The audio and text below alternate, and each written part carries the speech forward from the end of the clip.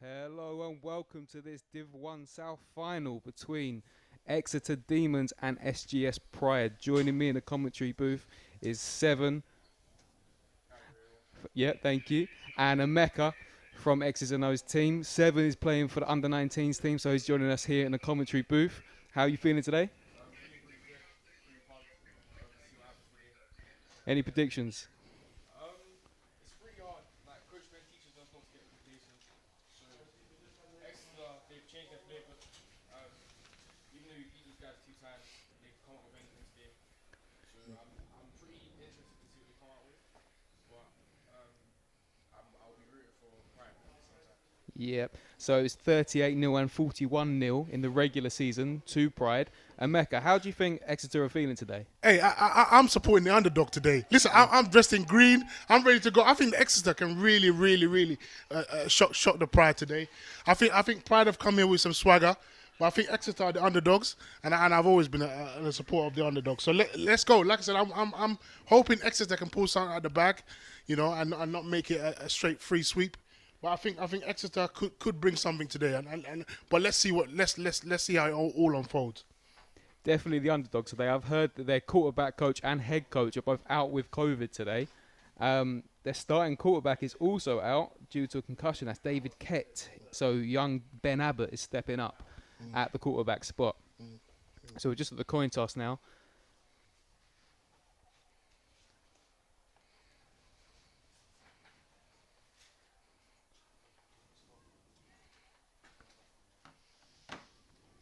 Also being told that Will Balkwill, number 57 for Exeter, is out as well, and that's their main edge guy. So Exeter looking light on players compared to Bristol, but they've already changed their playbook twice this year. One of those was for the Bristol game as well, so we'll see what they come out with today. They're definitely determined, definitely ready. Players to look out for, I've been told that number 10, Otis Newbury, is a former Pride player and a reliable wide receiver. And he's involved in a lot of their offensive plays and their offensive drives. What can you tell me about him? Otis is a nightmare, for any DB. He's small. He uses his height to the best of his ability. He's elusive. He dodges tackles. This is going to be a guy that's going to burn some corners today. I think he's definitely one to watch. He probably knows that the Pride's weaknesses. But listen, Otis is one of those big play impact players. What do you think, Seven? Yeah, he was. I've never actually met Lewis, but I know he was here. Maybe 2, 3 years ago. Yeah, he's as of right now, he's one of their go-to guys. Yeah, everything Emeka said is pretty much true about him. I think the problem with him being one of their go-to guys that he'll be a constant target for our defense. But it'll be interesting to see what they do with him and the other players. Well, he's a guy that's very familiar with Bristol's system, so he might be there. He might be able to find the weak links. Anyway, we're about to kick off here. Bristol are kicking off, and it looks like Exeter have Jack Clark back to return. I don't have a name for number 14, I'm afraid. Sorry, 14.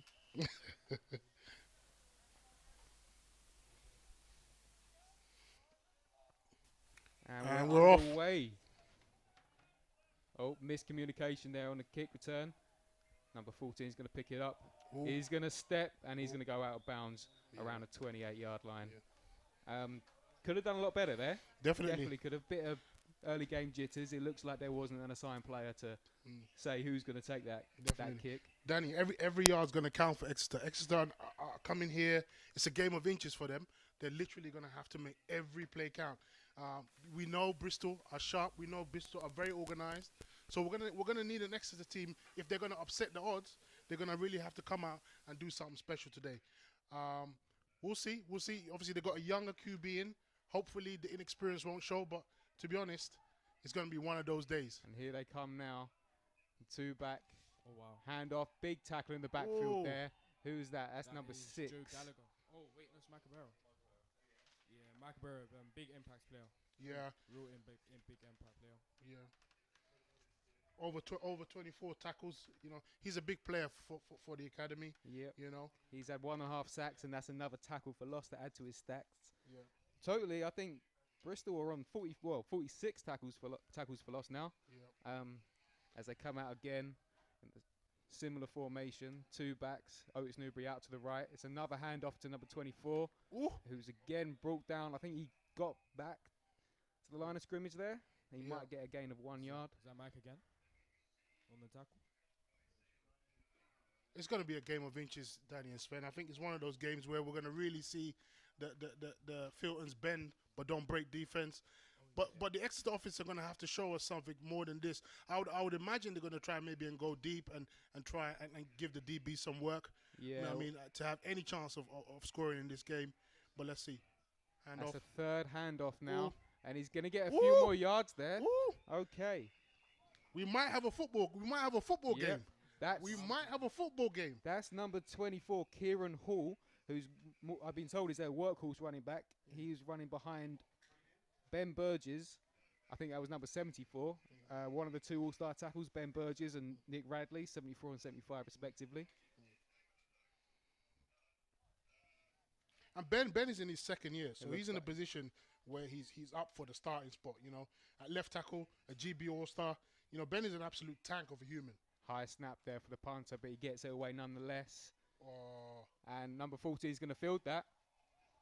3 missed tackles, 4 missed tackles, 5 missed tackles. Big block from number 72.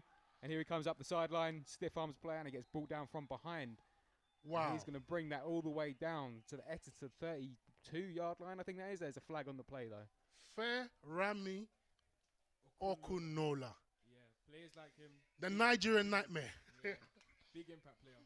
Massive player. One of our most athletic guys. Right. Good in the weight room, good on the field. I think, he's an all-time SGS athlete as well. So I think that's something to add in there. But yeah, he's a big impact player. Like, you can use him on both sides of the ball. He's probably one of like maybe 3 players that can play every position on the field. Well, most positions on the field. Well, he's a big impact player. He's had 19 solo tackles and 1.5 sacks himself as well, and he can add that punt return to his stat sheet as well now. As Bristol come, so it looks like it was a penalty against Exeter. As Bristol come down onto the 20-yard line.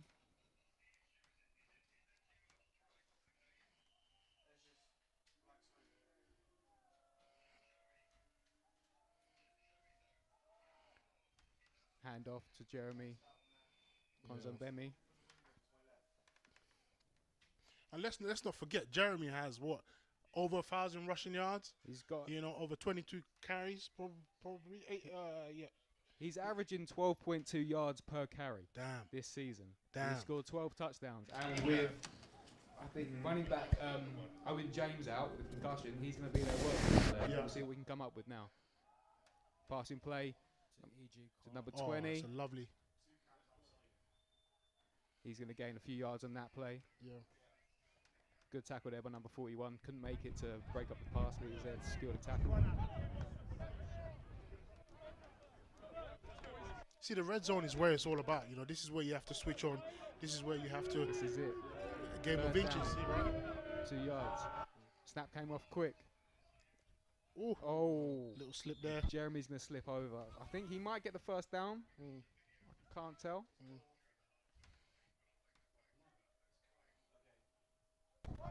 Yep, that's first and goal now for Bristol.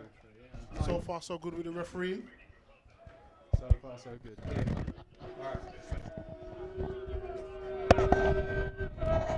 Louis Benzi, quarterback, so number 3. He's got 911 yards himself, and he's going to hand off to Jeremy. He's bouncing around the outside. Breaks 1 tackle. Breaks 2 in for the touchdown. He's in. Here we go. Here we go. I think a lot of Jeremy's stats as well. Yeah. O-line training, had a lot of people come back. We've got international guys, got people come back from injury. So I feel like Jeremy's 1,000 yards. You can really give the O-line credit. Yeah. Help him get to where he is now. Yeah. And for those that don't know, the O-line is where it happens. The O-line is where, the offense ticks. Without a good O-line, everything else is really, really difficult. Here Bristol come with the extra point. Oh. And it is good. That is going to bring up 7-0 to Bristol. Early doors.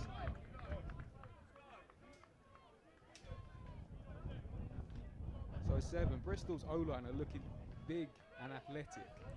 So what can you tell us about them? Well, we've got Koshvitz, who's returned from dealing with cancer, so that was really good. I think having a designated coach for like designated coach can really make a difference, especially in Bath football, but it can really make a big difference. Our big athletic guys, like they're strong guys, they're international guys. Yeah, there's not much I can say. They're just really good. And it shows. I mean, 2,635 rushing yards in the regular season, averaging 7.7 yards per carry this offense. Wow. As well as 40 touchdowns and only 8 fumbles. Wow. Must be given the quarterback time as well, because they've had 1,552 passing yards, 9.6 average per attempt, and 22 touchdowns. You see, Danny, that's a good program. That's just testament to good coaching. And here we are again. Players switching on and players dedicating their lives, to football. Exeter fielding this kick well now, but a bit of hesitation there into the tackle, number 29, and he's going to be brought down around the 36-yard line. I love the gang tackling. I love the way the Bristol Academy swarm to the ball. You see them, there's a desire there's almost like a desire, a tenacity to get to the ball. This is a good advert for young kids. Listen, if you want to be a good defensive player, get to the ball. Get to the ball. Rest in peace, Coach Nia used to say, imagine if you're getting 50 pounds every time you get to the ball.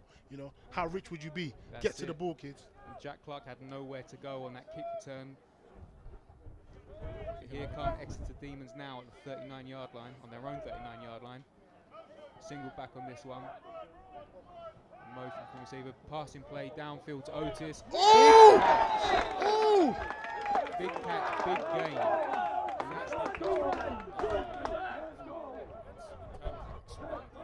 There you go. And that's over 20 yards they've just gained there. That's a big play, D. That's a big play, man. I think this is that play could make the difference. They needed to answer back. They needed to answer back. And that's the response you want. You want them to really show fearlessness. And I think Exeter are really starting to get into their stride now. But let's see if they can sustain it. 26 on the ball. Oh, a run there from number 26 now. Flag on the play. To the line of scrimmage. I don't think he's got much else on there. That is Alex Shales. I hope I'm pronouncing that right, Alex. He'll forgive you. Exeter have 4 running backs, I've been told, who are all capable of carrying the team in terms of being a workhorse running back and doing what's needed of them.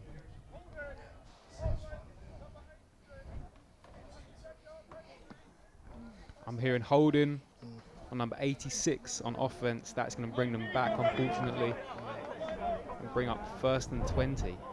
You can see now, Danny, the inexperience is starting to show. Where they're not making it count where it's important. But let's see how they go. You said, we spoke earlier, you said that I was expecting more of like play action and quick releases. It seems like they're really trying to run it down the gut. So yeah, I mean, Ben Abbott is number 4. He's the young, more inexperienced quarterback due to David Kett being out injured. And he was going to look more for the play action stuff and the quick releases. Here we go, another handoff quickly from number 26. Who escapes 2 tackles in the backfield and is brought down there by number 31 for Bristol. That's going to be a small gain there. Inexperience, that's just showing. Games like these, you can't afford to make those types of mistakes. Yeah. Especially when you have your go-to guy making big, not big plays, but like significant plays. Yeah. To get you closer and closer to the red zone.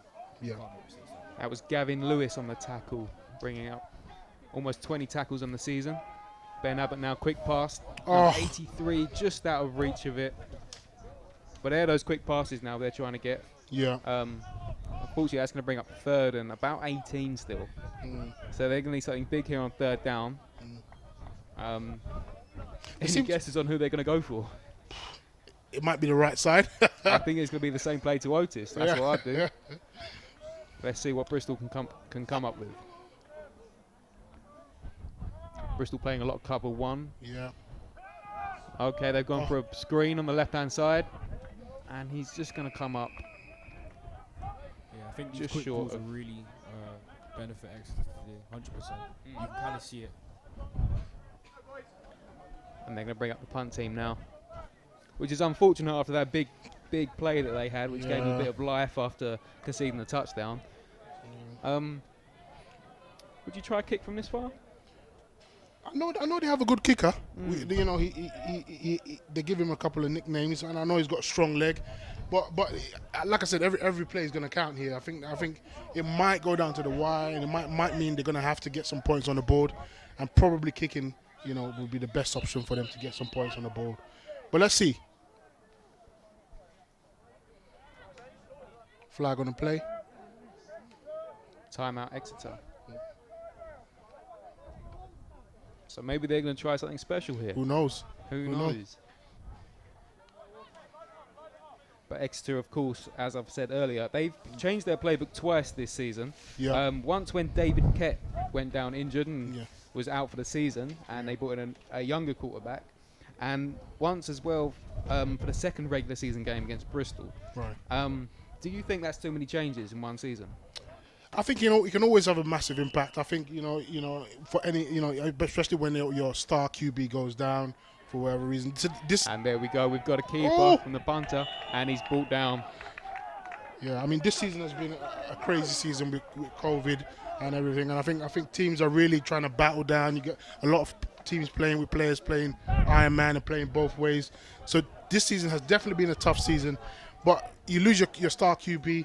You know, what are you playing on? You're playing on your fundamentals. You're playing on as much momentum as possible, and you know you're trying to get make every down as possible. So let's see how they can cope with such a big loss.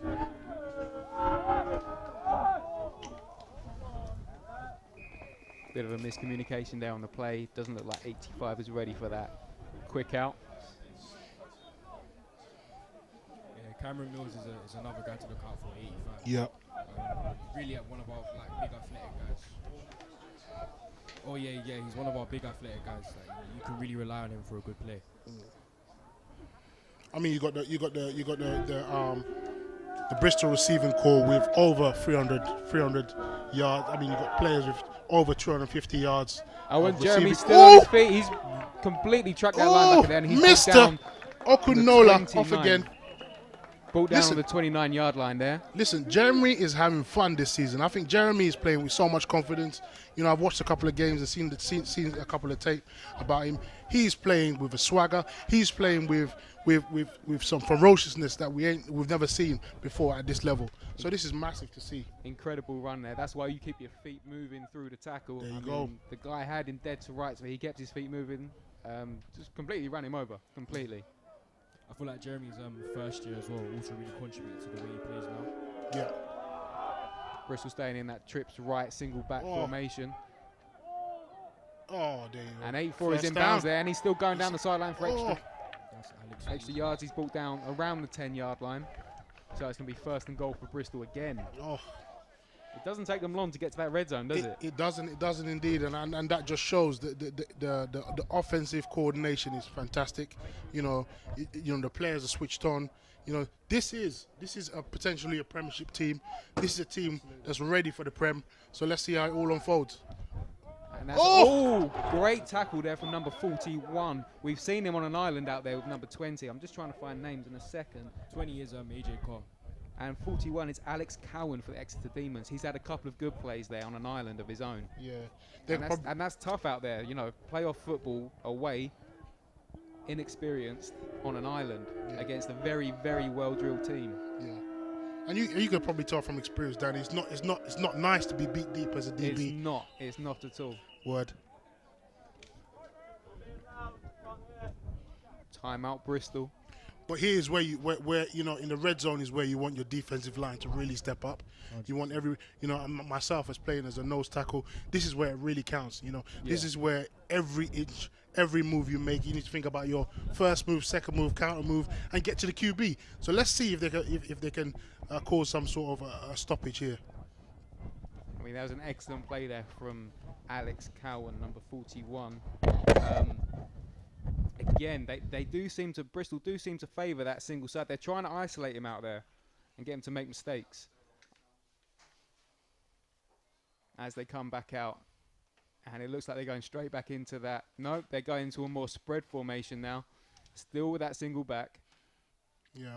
But, you know, you don't really need two backs when you've got Jeremy there. Exactly. Doesn't seem like it. Looks like Exeter are going straight down into cover one, man on man. Yeah. Motion. It's a passing play. It's over the top. Oh, that looks like pass interference. No. No flag on the play. No flag on the play. Good Interesting. Play. There wasn't enough contact in it for the refs. And I respect that. I respect that. I hate to see too many PI calls in a game. I feel like they can, especially in the red zone, it's very, very stressful, especially if you're a young, inexperienced defensive back. Yeah. Bristol back to the trips right. Single back formation. And the QB is going to keep it. And he's going to break up the middle now. No. Oh, he's just skipped past a lot of players. And touchdown. That's in for a touchdown. 13-0 Bristol. Wow, wow, wow. Louis Benz. Oh, flag on the play. There's some extracurricular activity going on there. And you know the referees never miss that. Never. Is that going to be after the play, though? Who knows? Just waiting for the call now.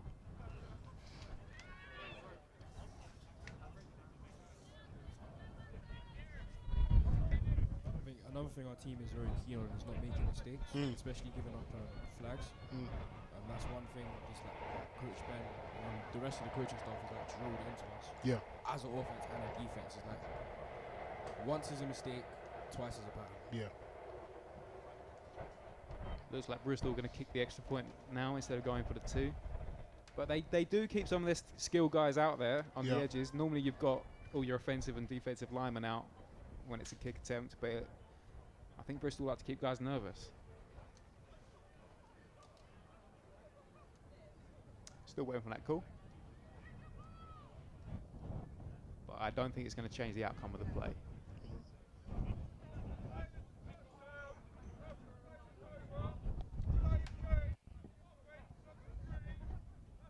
Another thing with flags as well. Flags give teams like Exeter.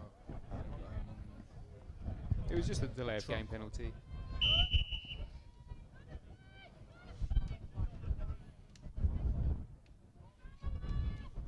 Snaps away and the kick looks good again.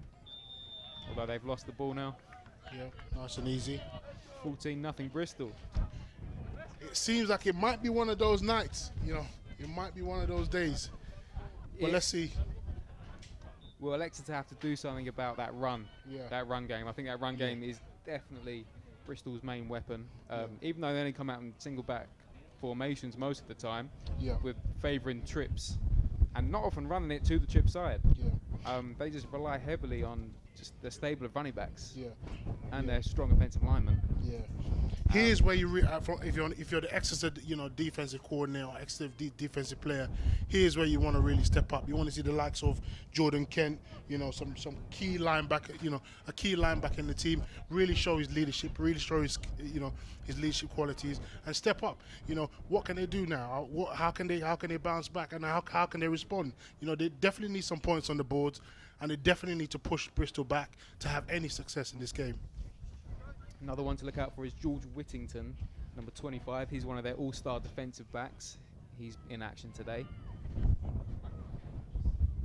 But Will Bulkwell, who's one of their star defensive players for Exeter, is out today. He is not playing, I've been told.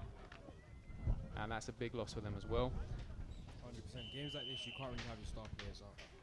Especially when you're playing like an offense like Pride, you need your star players out there. And here's the third, and it looks like it's going to be a squib kick, and number 26 is going to recover that on the 40-yard line. Ooh, he cheeky. didn't want to pick that up and run with it. Yeah, I think Exeter just need to focus right now on playing it safe. Yeah. Definitely trying to play quick game. Yeah. I think that would definitely help. Yeah. And that big Pride defensive unit is coming out now. Yeah. Looks so like what was it like for you, Danny, being a Pride player? What was it like for you, being a Pride player? Well, when I came here for a pre-season, and it was hard work. I'll be honest. These guys are working all the time, and as you can see here, the 4-man defensive line, they're ready for that run. Quick pass there. Again. Number 87. Yeah, quick passes like that will really help Exeter. Yeah. I 87, Freddie Ash, another one of the Exeter's more star players. However, he's carrying an injury today, so I don't know if they'll be using him quite as much. Looks like a 4-yard gain on that one. But Bristol staying, it looks like they're staying in that cover one formation. Yeah. They're keeping their linebackers underneath and just saying, go on, throw it. Yeah. Here's another short pass again. Number For a few 83. yards, number 83. So there we are. This is what we were told would be the Exeter game plan. Just a lot of play action and quick passes, quick releases before the Bristol D-line get through. Yeah. I think if they're going to have any success, it's going to be with the receivers. I don't think, they're confident enough to run the ball. It's showing that they haven't made as many yards. A couple of successes here and there, but I think most of the success is going to come from the wideouts. 3rd and 3 now. Hand off to number 83, who looks like he's going to make it for the first down. Depends with that. Yep.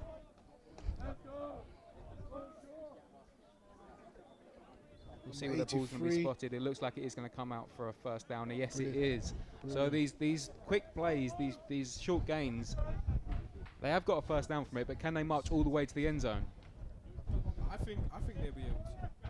I think they'll be able to. I feel like they will get stopped, but I feel like they'll definitely be able to make it down there. Hand off number Hand off to 26 there as he breaks up the middle, breaks a couple of tackles and stumbles forward for what looks like a 4 or 5 yard gain. Lovely game by number 26, Alex Chellis.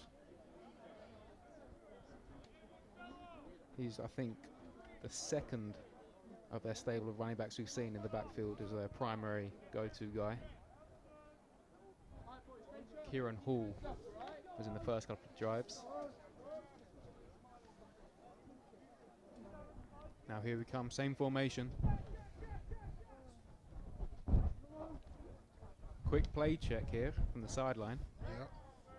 To bring up 2nd and Motion. 5. Oh! And it doesn't look like number 18 was ready for that pass, nor was he expecting it. That's Harley Labbott there.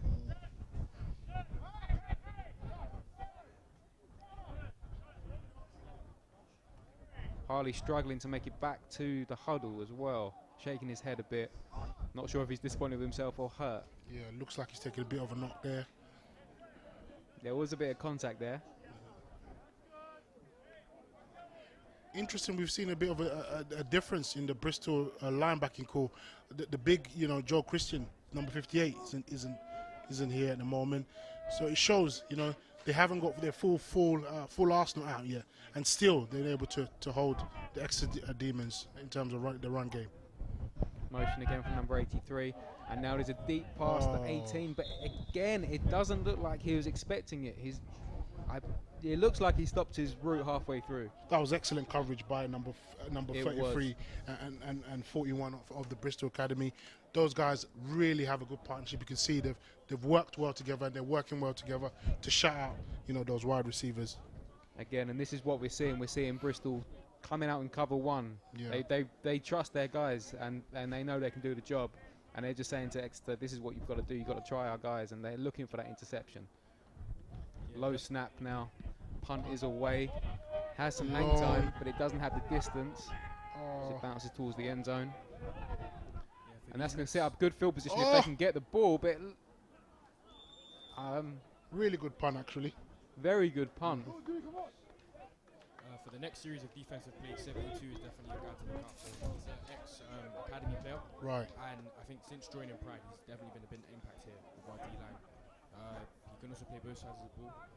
If needed, he can play O-line. But yeah, for the next defensive plays, 72 is definitely one to look out for. What's the intensity like in practices? High. Yeah. Very high. Yeah. Definitely for the U19s, even though we haven't had as many games, like we have to kind of follow lead by the degree guys and the captains. Like the intensity, we have to keep it high. Like Coach Ben has a big thing about being ready at all times, and just being intense. The intensity in practice being high is a form of being ready. So like you could get a call for a game next week. You could be a second string and it could be your chance in the game. And yeah, intensity for us in practice is real high because you need to be prepared for anything. Yeah. And Bristol are starting from their own 20 now after Exeter failed to stop the punt from getting into the end zone there. It looks like that they were about to stop that from rolling in. But here we go, another handoff now. Number 9. And Hand off to Jeremy almost again. broke that tackle again, but he's wrapped up. It looks like he got back to the line of scrimmage. 43, slow to get up there. Yeah, Exeter really starting to feel it with the injuries now. It just shows, you know, they've had such a slug, you know, last 2 games. I think there were like 3 points, you know, between the teams in the last 2 games. Exeter have really had a tough journey to this final. You know, they've never had an easy game. So could injuries start to show? Could fatigue start to set in? I think so. And it looks like here another handoff there to number 9 as he's brought down in the backfield now. Good tackle, really Very good good tackle. But again, Exeter player down. Yeah, as I said, I think fatigue will definitely be a factor in this game. I think Exeter have had such a long slug to this final.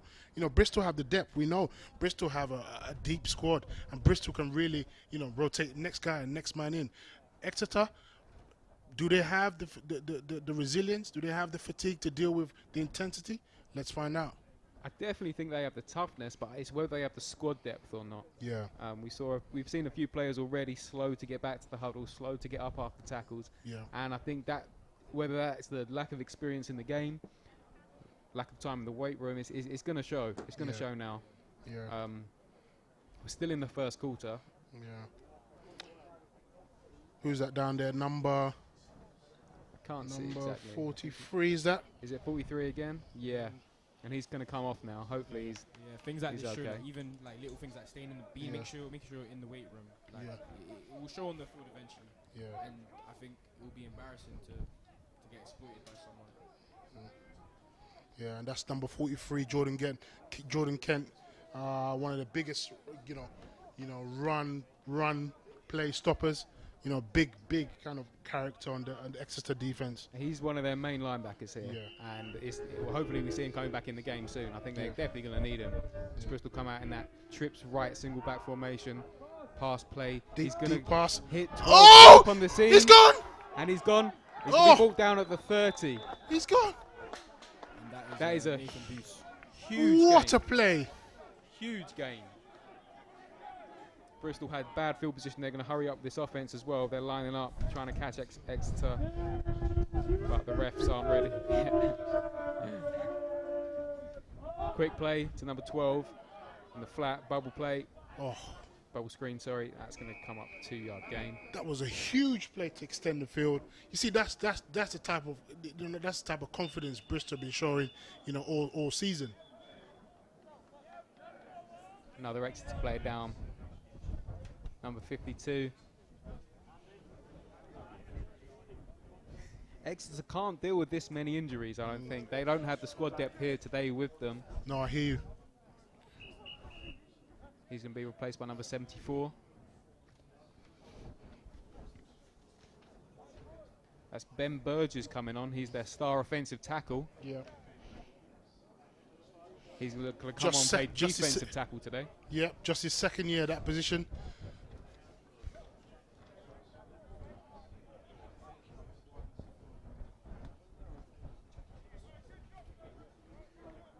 And that'll be the end of the first quarter.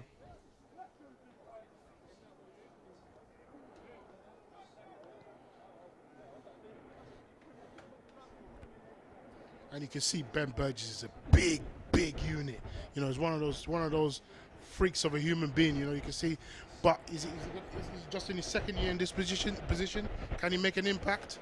Definitely, you can't miss him, that's for sure. Yeah. He's the star offensive tackle, like I've said before. He's in the South All-Star team for University. I think that's Bucks. Yeah. And now he's stepping in to play D tackle, and that's what you need from these tough guys. You need some resilience on there. You need some leadership, especially up the middle with the Bristol run game being as successful as it is.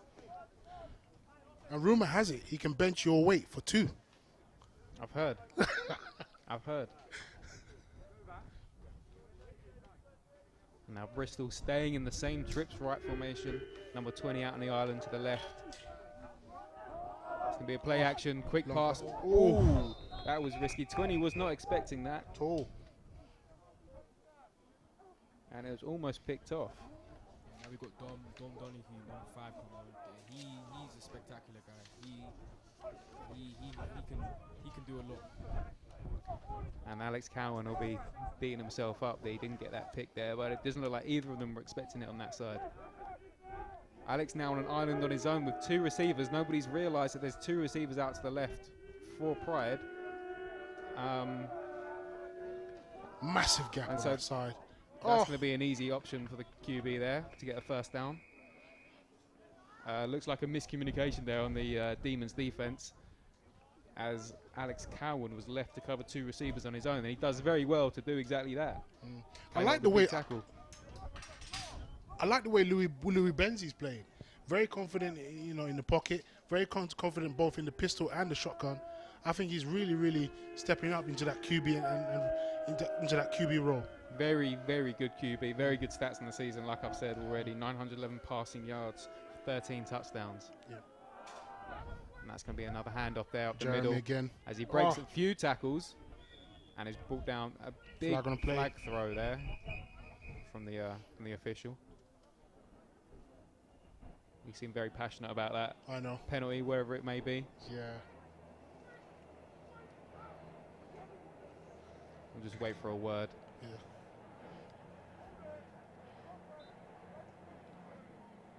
Holding on the offense there, number 52. Oh. It's mistakes like these that Pride, us at Pride, we hate. We can't afford to make. We hate making them. Yeah. Because we refuse to stay complacent. We refuse to think that certain teams are we're gonna walk over certain teams. I feel like we enter each game with the mindset that these guys could beat us. Yeah.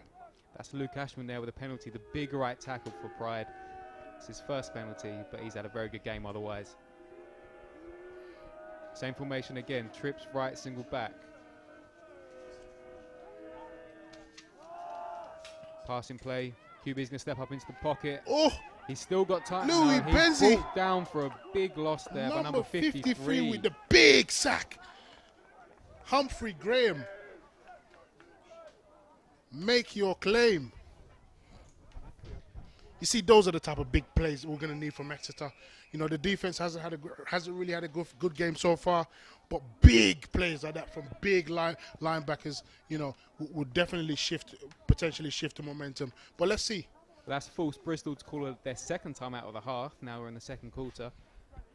Louis just looked like he was just a bit stressed there in the pocket. He couldn't see anything opening up that he quite liked. He stepped up, looked like he was going to run it. Yeah. But Exeter sent the house. Yeah. And I think it's for the first time, it looked like the Pride offensive line couldn't quite handle what was coming. Yeah, I mean, they're down by 2 scores. They're definitely going to have to, send the house. I think blitzes might be the way forward. I think this O-line doesn't seem to like, pressure. And I think if I'm the defensive coordinator, I'm sending the house every play. Well, if they respond like that, then it might not be a bad shout. Yeah. Similar to what Bristol are doing. They're keeping a lot of their guys underneath and blitzing them and just saying, try and beat our DBs one-on-one.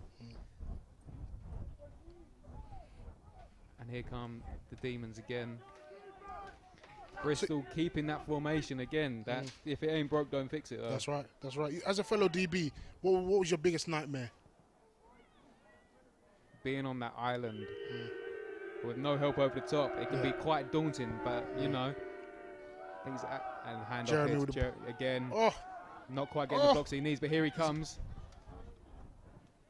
Big gain there. Massive game. Another big gain there. And what's a really, really good game for him again. Yeah. It just goes to show the run game relies heavily on Jeremy. I think Jeremy, is one of those running backs that can play probably the whole game. So you can see how much they really rely on Jeremy to get their run game going. Alex Cowan is number 41 again for Exeter, covering 2 receivers on that left-hand side. False start. But I think... So it does look like number 25 is disguising it now. I think he's realised that he's over there on his own. So he's disguising there and then he's dropping back into that deep zone over the top. So as a DB, what's the most... When you disguise a play, what do you mean by that?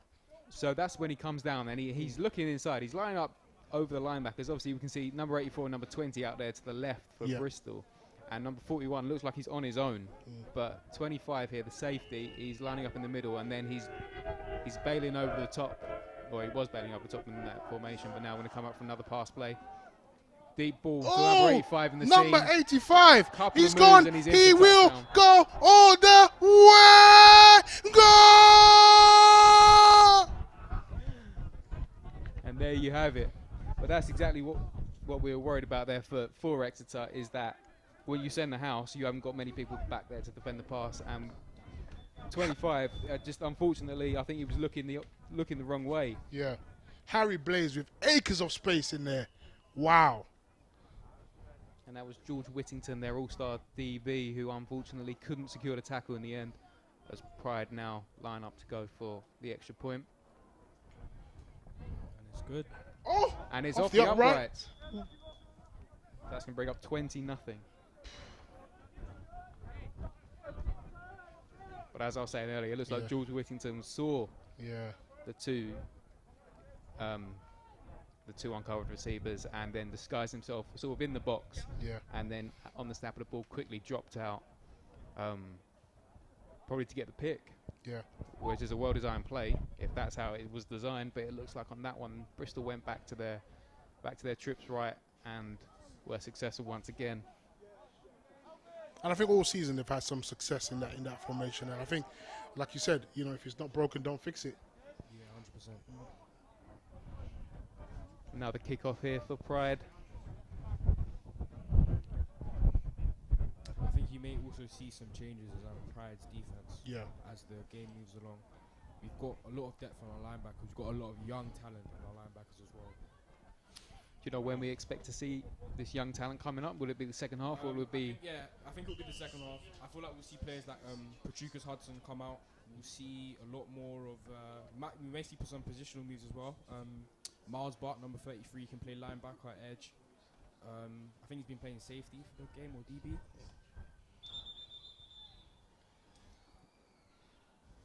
But yeah, we've got a lot of young talent. We've got Theo, who's a third year. He's pretty good.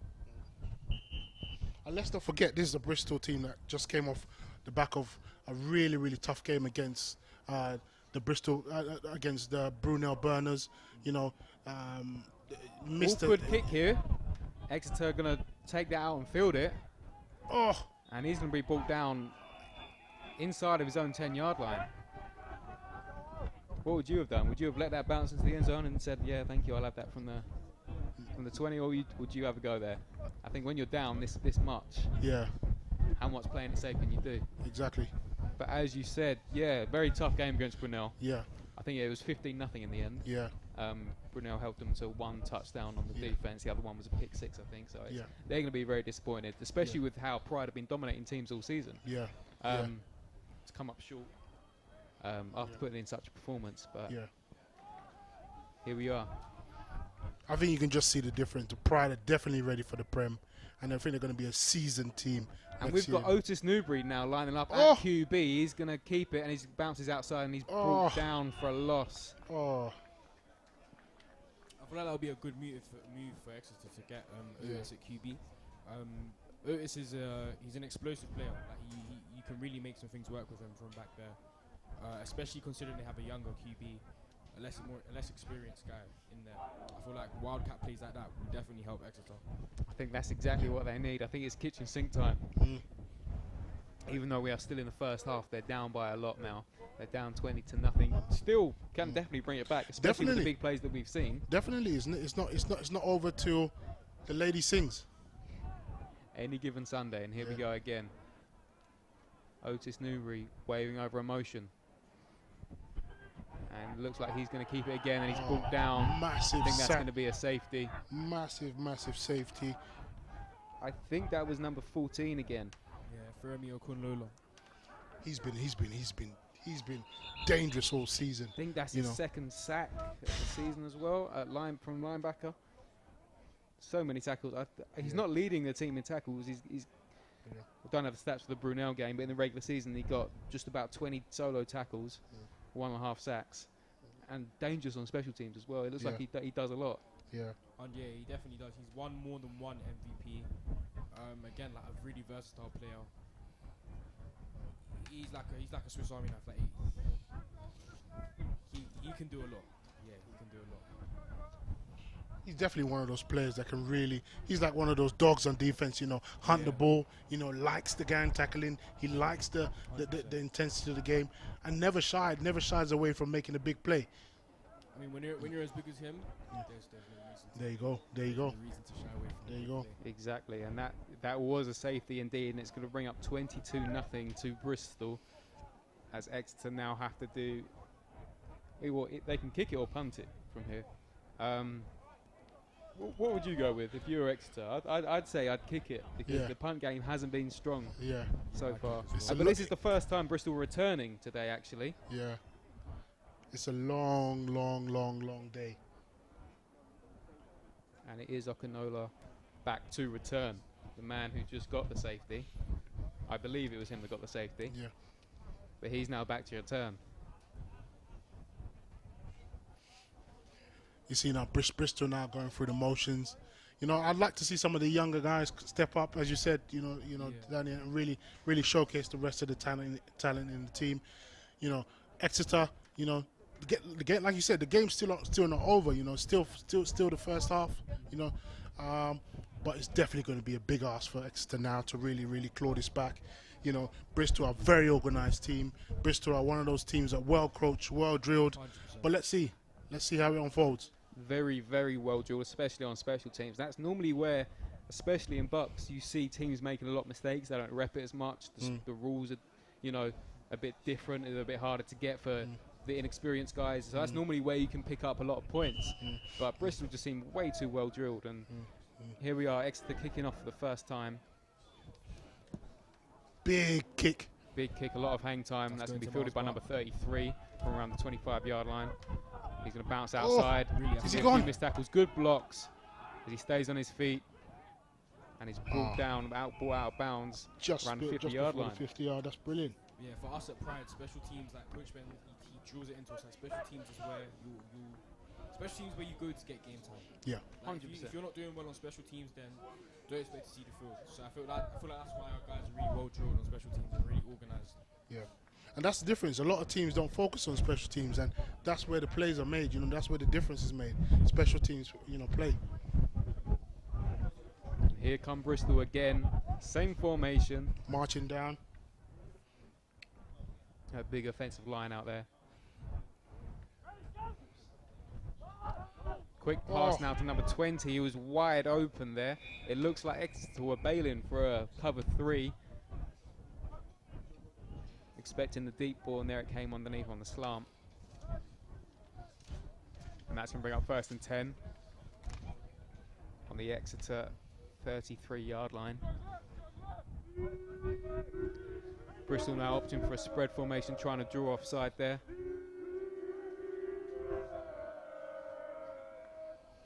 New call coming in from the sideline. And it's That's a big Jeremy run up again the with the middle ball. again. Oh, And here he so goes. elusive. He's going to take it all the way down to the 11-yard line, it looks like. He might get spotted further back if his knee was down, but still a ridiculously huge play again there. Jeremy is something else. Jeremy really plays this game with a ferociousness and with a tenacity I haven't seen any young guy in a long time. This guy could be really be destined for something great in the future. 100%, and here we go now. Bristol again in a similar formation, looking for that pass to the corner of the end zone, and he's kind of come up just short there. 84 looked like he slowed down a little bit as he was tracking the ball. Yeah. But he's got to trust his QB to get it in the corner there. That's right. And he's going to take a knee. It looks like he's winded. I think he landed funny. Yeah. That's Alex Bulgi. Alex Bulgi, he's actually just come back from injury, I think. Right. What injury did he have? I'm not exactly sure, but I think I did see him out for maybe a week or 2. Well, hopefully this play hasn't hurt him too much, and he'll be back on very shortly. But yeah, even Alex, like he's a big impact player. A huge contribution to our blocking game. But yeah. And here come the Pride again. Opting for a spread formation this time. Looks like they got a tight end on the left there. Oh, double tight end. We haven't seen this one from them yet.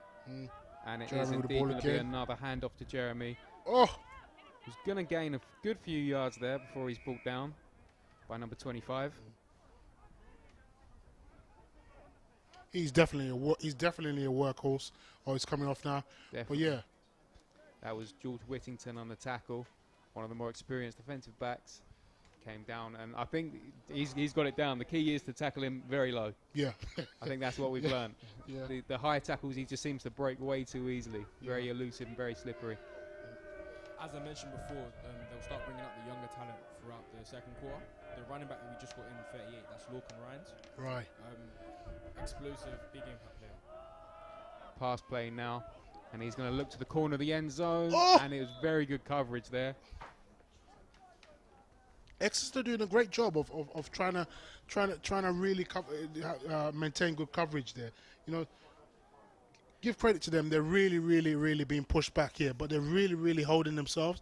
And you know, and full credit to them for really trying to keep in this and not making this an easy walkover. Well, they've held Bristol here to 4th down.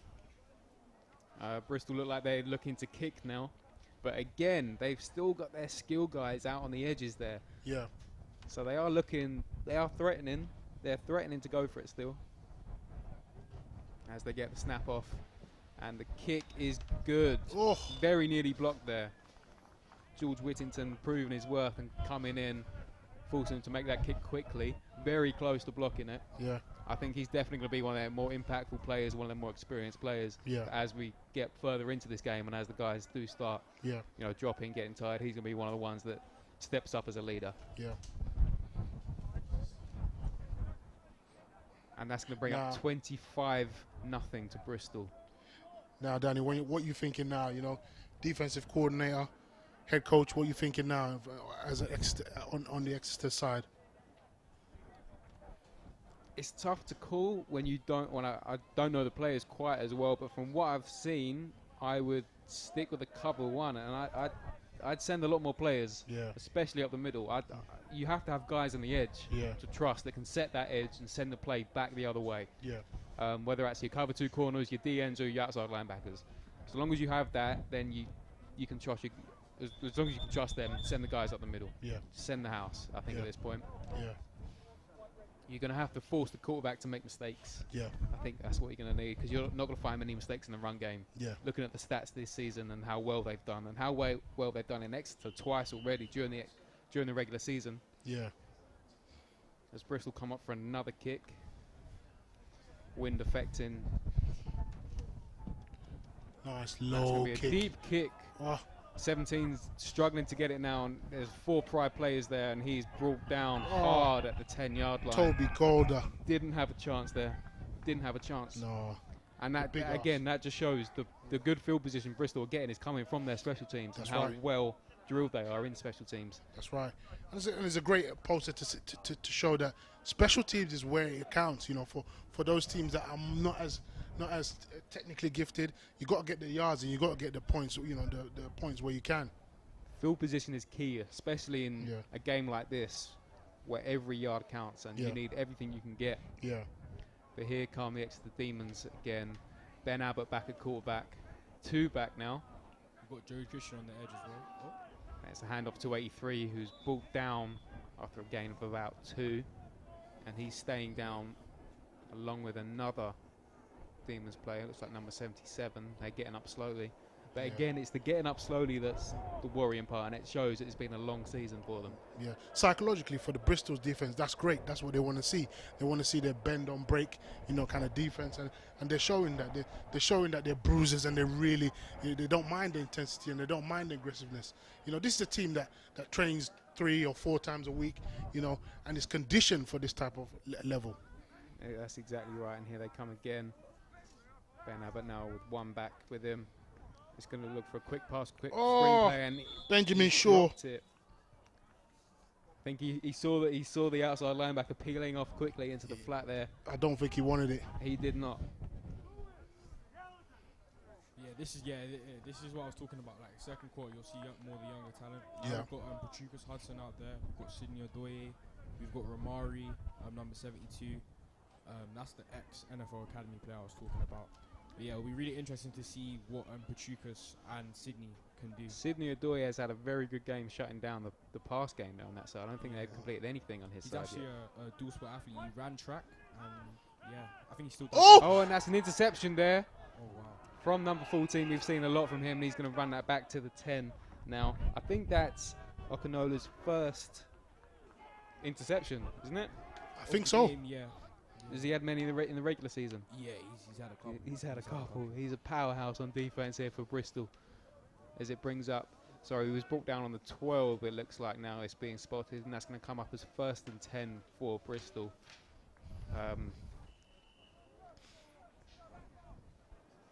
Keeping with their trips right. Single back. With a new QB in now as well. That is Josh Allsbrook, who throws it deep for a touchdown. Number 20 with the big catch. AJ Carr, good night.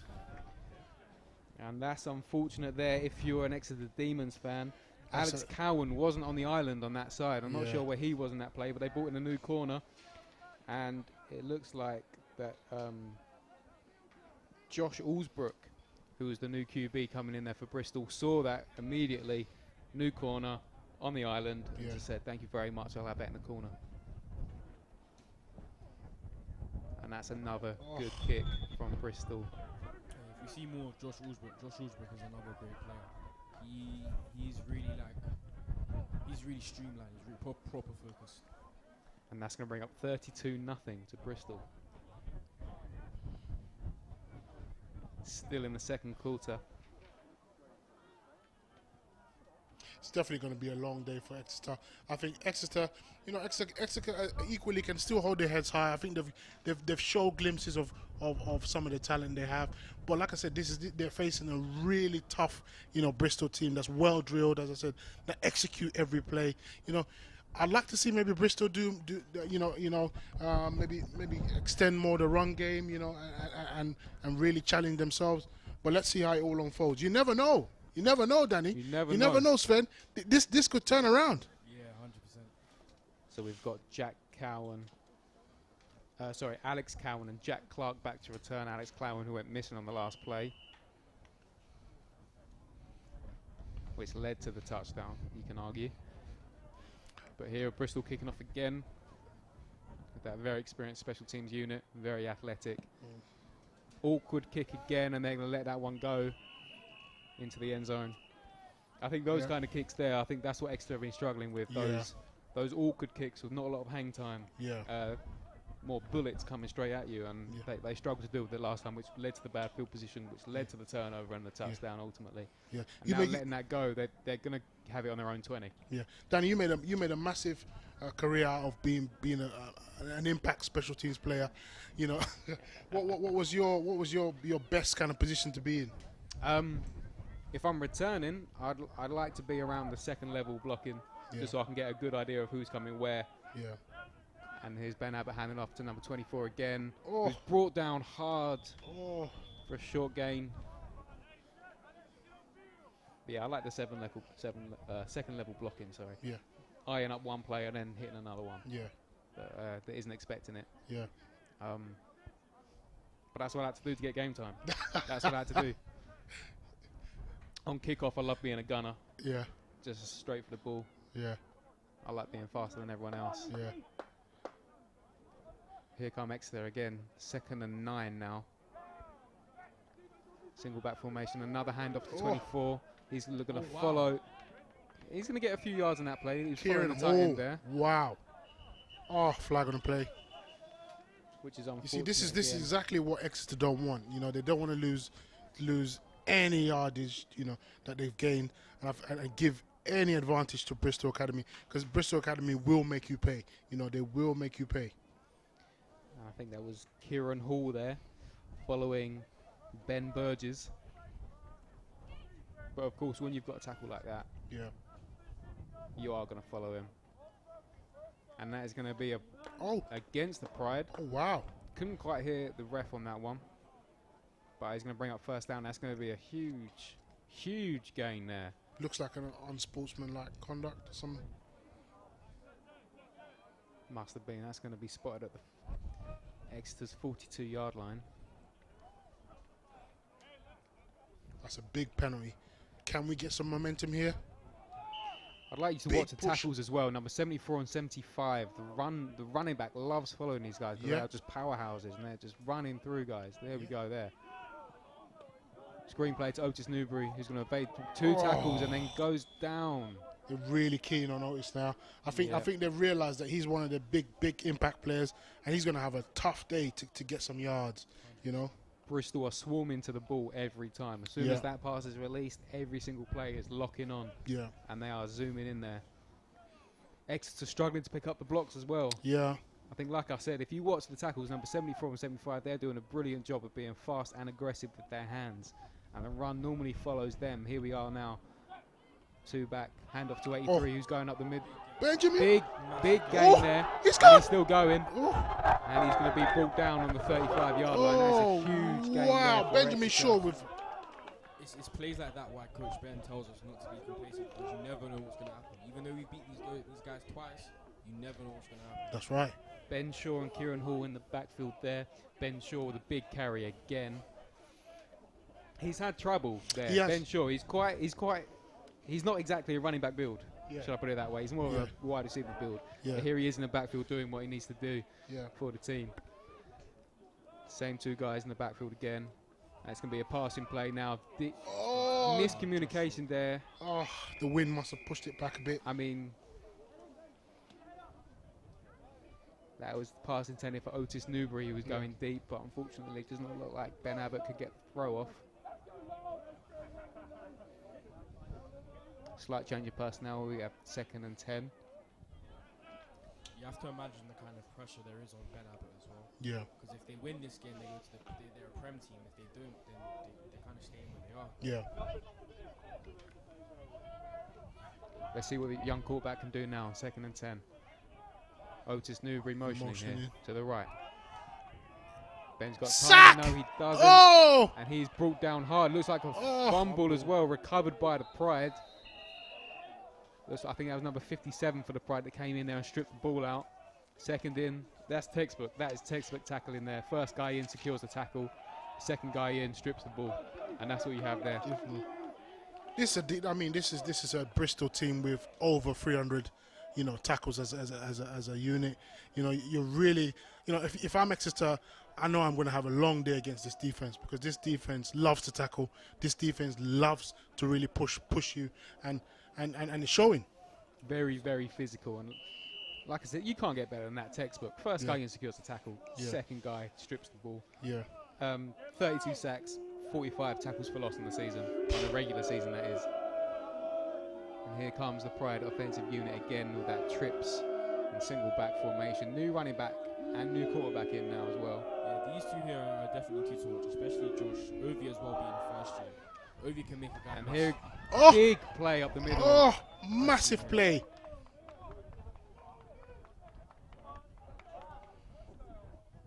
Massive play by Ovi Bazunu.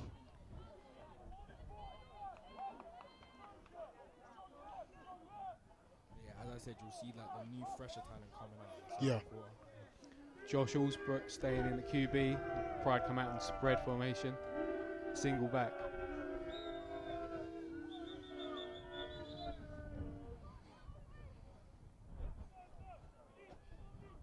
And that is going to bring up half time. I think, or the 2-minute warning. That is the 2-minute warning. 2 minutes, yeah. Looks like a bit of miscommunication between the refs there. They couldn't quite. A massive shout out goes to Tyrone Brown. I think Tyrone Brown is the center, number 71. You can see he's really got that O line, in check. He's more like the QB on the O line. This guy lives and breathes, O line. This guy has really stepped up into this position, and this position historically has always been one of the key positions for the O line, and he's definitely stepped into that role. Big gang tackling from Exeter. That's what you want to see. That's what you want to see. You want to see a lot more of that. Yep. I think physically you know, the matchups is quite a mismatch in terms of the athleticism of the Exeter players versus the Bristol players. So you definitely need these gang tackles, especially if you want to stay in the game. Yeah. Because more of these solo tackles, I don't know how much they've got left in them. Bristol have been running hard all game. Now we've got a new backfield duo as well. And you got to be mindful that, you know, as you said, Danny, Exeter have been in some tough games this season, you know. Even the last 2 games they've been in were like 12-6, 7-3. You know, they've not had it easy. You know, they've not had an easy road to this final. They have and, not. And it's definitely showing. But that penalty is going to help them there, as Bristol had 5 men in the backfield. Looks like another miscommunication. That's going to be a 5-yard penalty. Spread formation now, single back still. Oh, false start. Looks like a full start again.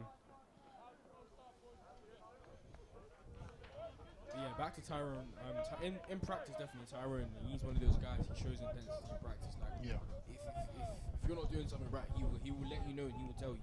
Yeah. He's definitely like a staple piece to our offense. Yeah.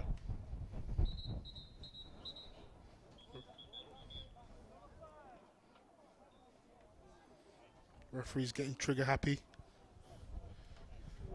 Still got some laundry on the field here, Yeah. which is not what you want to see inside a 2-minute warning. No, You I kind agree. of want to make the most of this time. Yeah.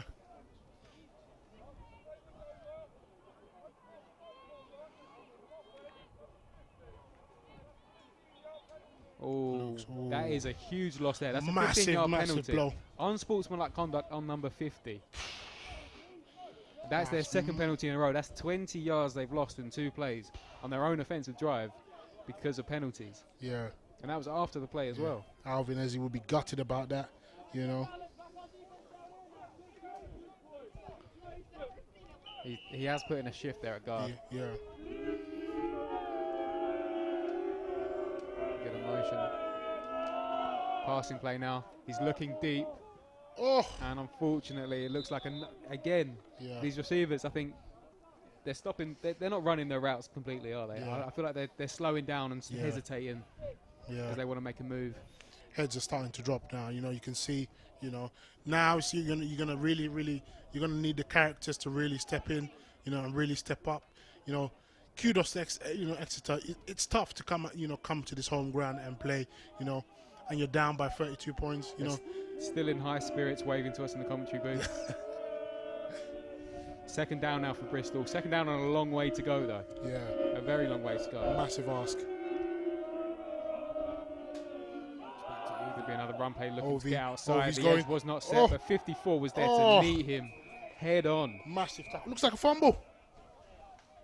It might have No. been after the play. False alarm.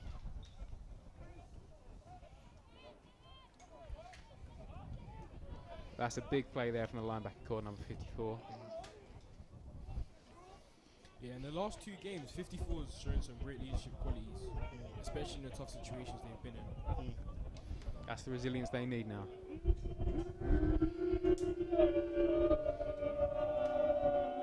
Bristol waiting for the call to come in. They're in spread formation now. Still with the single back. Yeah, they seem comfortable in that. They seem really comfortable in that. Very And they've had lots of success. Screenplay to 12. Oh. Bit low, but he still can get a few yards Oh. on that as he's brought down hard there. Nathan Booz with that, with the good reception.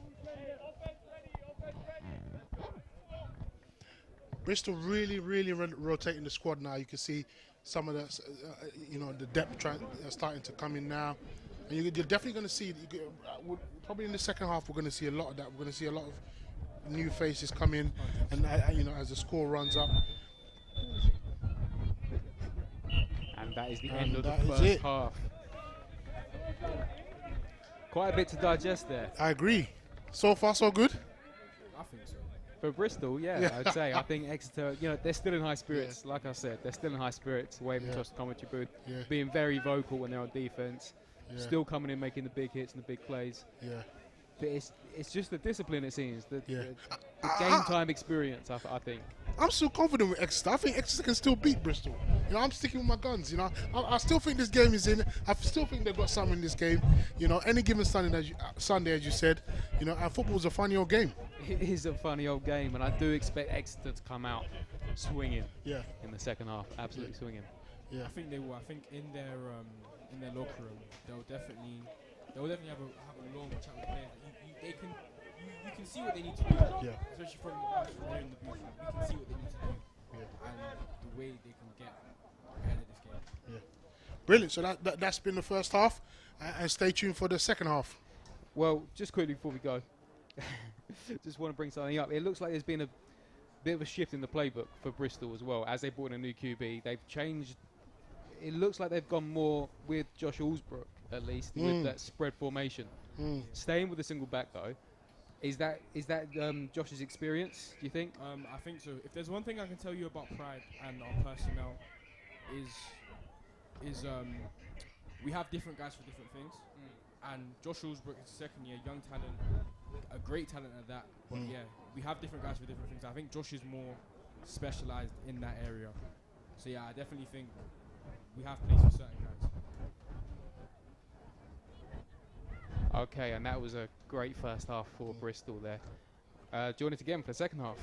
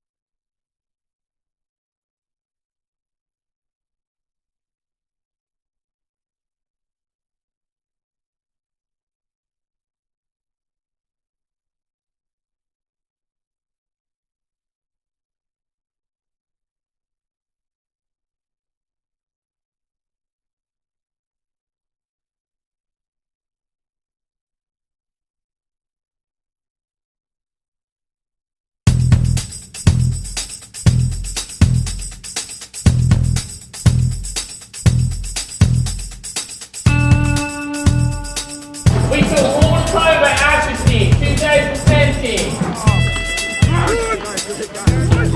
Go, Locker. Do everything. Hey, go. Your way, Gavin.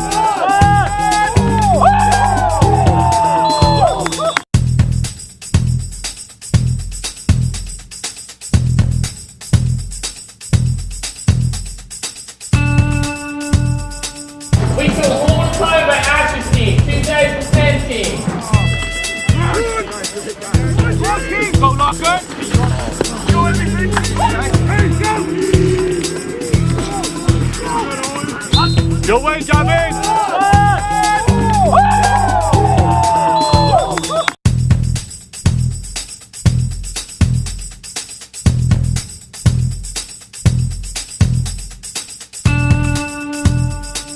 Bristol Hall Private Atrazine 2020.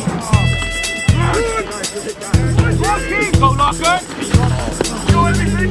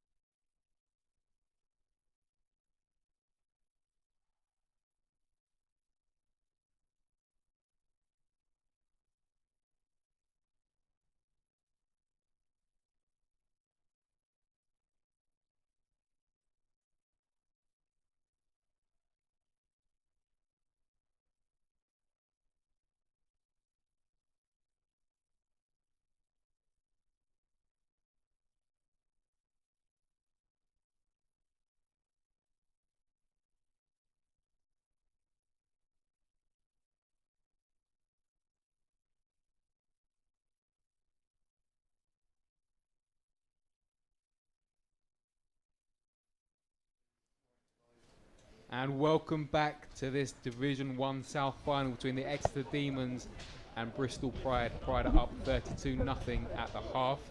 Some half-time scuffles going on between Exeter and Bristol. There's a lot of talk. I think Exeter are winning on Twitter, it looks like at the minute. The YouTube comment section is also getting a bit interesting. Twitter's getting a bit interesting. And there's some scuffles as well at half-time as Bristol emerged from the locker room, getting very close. It looks like they've gone in at half-time, looked at Twitter, and decided they're going to come out. But they're not really going to come out from the locker room. They're going to come out and brush past some of the Exeter players and see if they're really about it. But here we are, Exeter kicking off. Very windy conditions here in Bristol, so they do actually have to have a holder. Exeter have nothing to lose now, so it's a case of let's go home with some sort of victory. Awkward kick that bounces out of bounds, which is going to be a flag around the 20-yard line. Not what you want to see is the start of second half. No, I agree. I'd like to see Exeter really show some character here. You know, go home with some pride. I think they should really knuckle down and try and get something out of this game. And definitely don't make this a 50 burger, because obviously that won't look good for their program. But I'd like to see Exeter come out with something strong here and give Bristol Academy something to respond to. Okay, Saint, they're sticking with the new QB and spread formation now for Pride. Single back still. Yep. As they get a new play called in from the sideline, snap comes off, and it's a quick handoff to number 45, who is brought down fairly quickly. Looks like he got back to the line of scrimmage, maybe made a couple of yards. So it's new duo, 45 and number 8. What can you tell us about them, Seven? Well, 8 for sure. 8's a great player. I actually live with him. Like he's a dedicated guy. Like, this guy wakes up at 5 in the morning, practices his throws, goes to class, makes it to team gym. It's his second year here, and yeah, he was kind of the guy to like watch out for among all the other QBs. He's got a bullet for an arm, loves contact. He's pretty much an all-round QB. 45 OV. This is his first year. A lot of talent, a lot of potential, explosive. He's a real athlete. He gets in the weight room, gets the work done, and yeah. We've certainly seen that here. Unfortunately, there was a full start there from the left tackle, number 73. And that's going to see a 5-yard penalty against Bristol as they line up now with a new back in. Spread formation still. Quick pass off to number 38, who's got a lot of blockers ahead of him now. Is he gone? He's going. He's going to be free down the sideline. He's got 2 men to beat. And number 41, that's Shay Paul, has brought him down. Shay Paul's, obviously I've been calling him Alex Cowan because that's what I've got here on the roster sheet, but there's actually Shay Paul, so I apologise. He's been a very key defensive player. He's made a few saving tackles like that. He played at Nottingham last year, but had to change his course because he didn't like it, so he found himself in Exeter and being one of the defensive stars. 38 with the big push, showing that big guys can do it too. Exactly, they had a lot of downfield blocking there, which is exactly what you need. That's right. Exactly what you need to get these big plays off.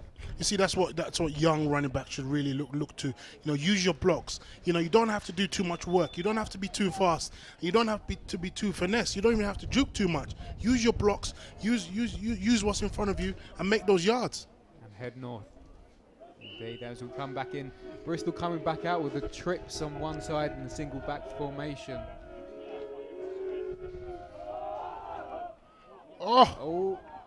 And QB heads straight up the A gap. As I said, Josh, he loves contact. He loves it. He does. He's had a good couple of yards there after chucking the middle linebacker. Could we be seeing a mismatch now? Because as Bristol come out with their trips again, on the left side they've got a guy on an island. And that's number 15, Andrew Martin, it looks like. And it looks like he's slightly less experienced than Shay Paul.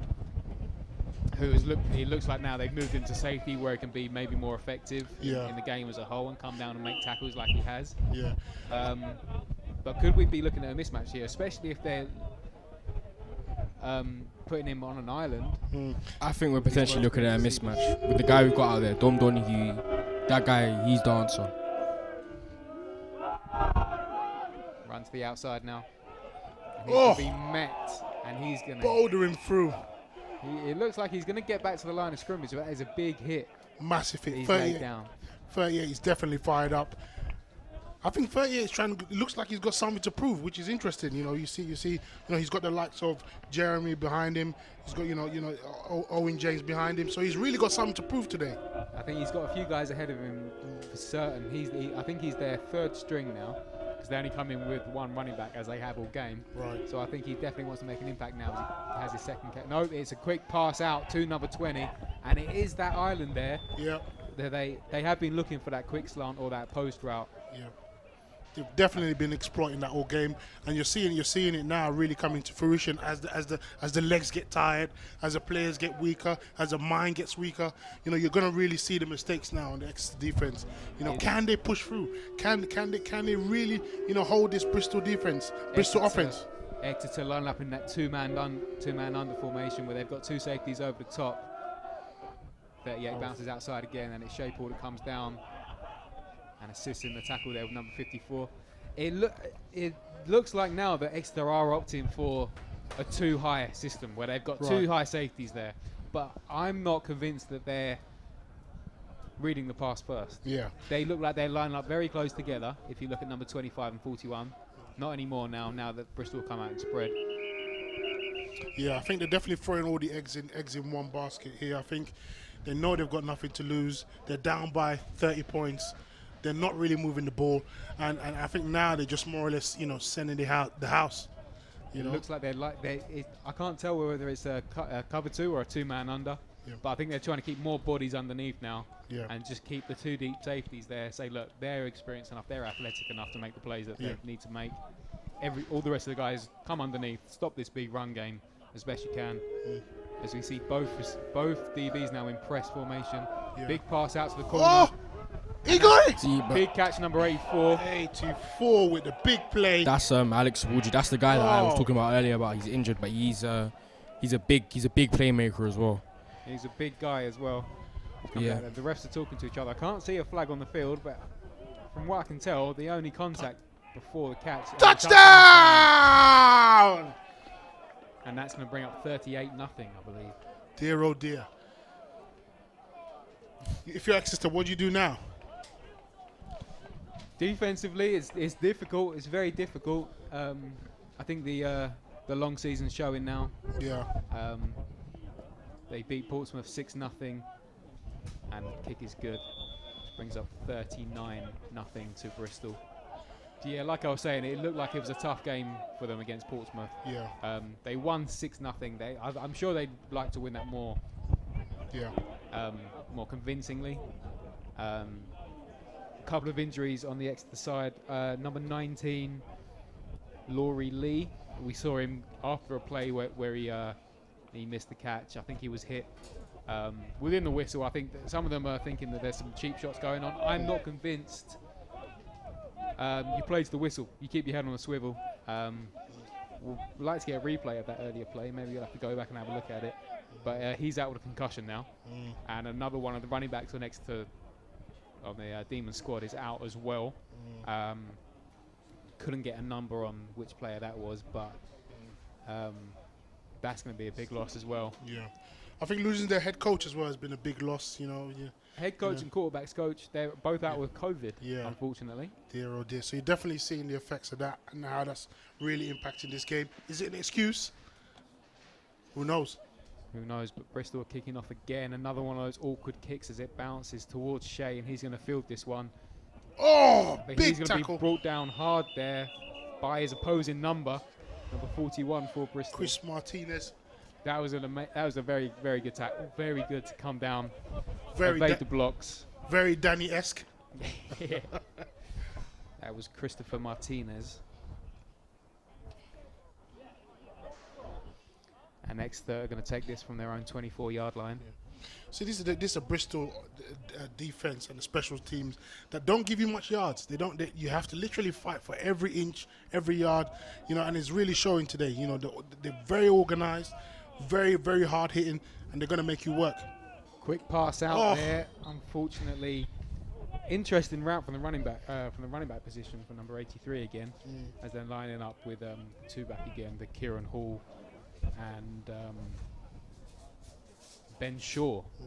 And very good Got his name there, sorry. coverage by Ferrami again. You know, As we come out in the same formation again, same two running backs in, two receivers out to the side, tight end to the right, and it's a handoff now. And he's big gonna be- Joe Christian with the big play as usual. He's brought Number down hard 44. there in the backfield again. Tell us about Joe Christian. Joe Christian is one of those old school veteran Yeah, players. He's a young 100%. guy. Joe Christian, as a rookie, I remember last year, Joe Christian was the guy you heard about. Especially, like, I came in as a linebacker last year. Joe Christian's the guy you kind of heard about and spoke about before you came. Yeah. He was injured last year. I didn't really see much of him last year. This year, however, I've seen a lot of him. I've seen a lot of his, like, plays and games. Incomplete pass On there. the defense, he's the guy. Yeah. He's one of the guys. I can say that for sure. But yeah, he was one of the players. He was one of the first players. I think it was him and Toby Naylor that I first heard about before making my decision to come to Pride.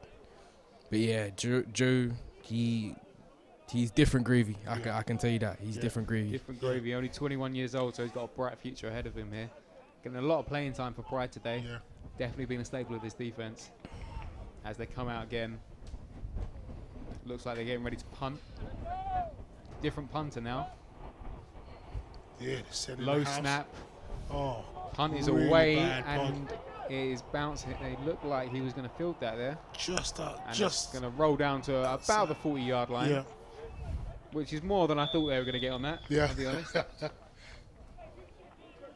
It's a big ask now. It's really, really big ask now.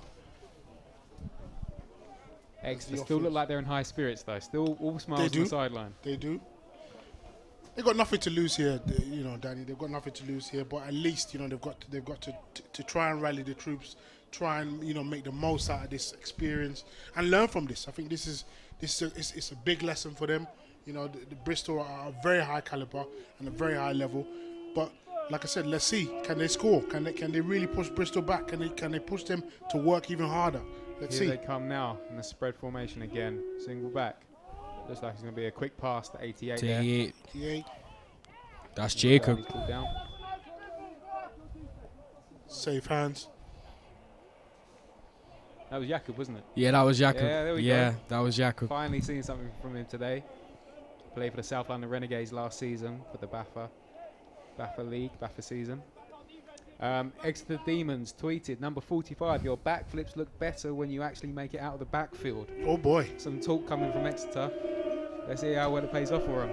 Second down and 1. Hand off And to it's the number 45. who bounces outside.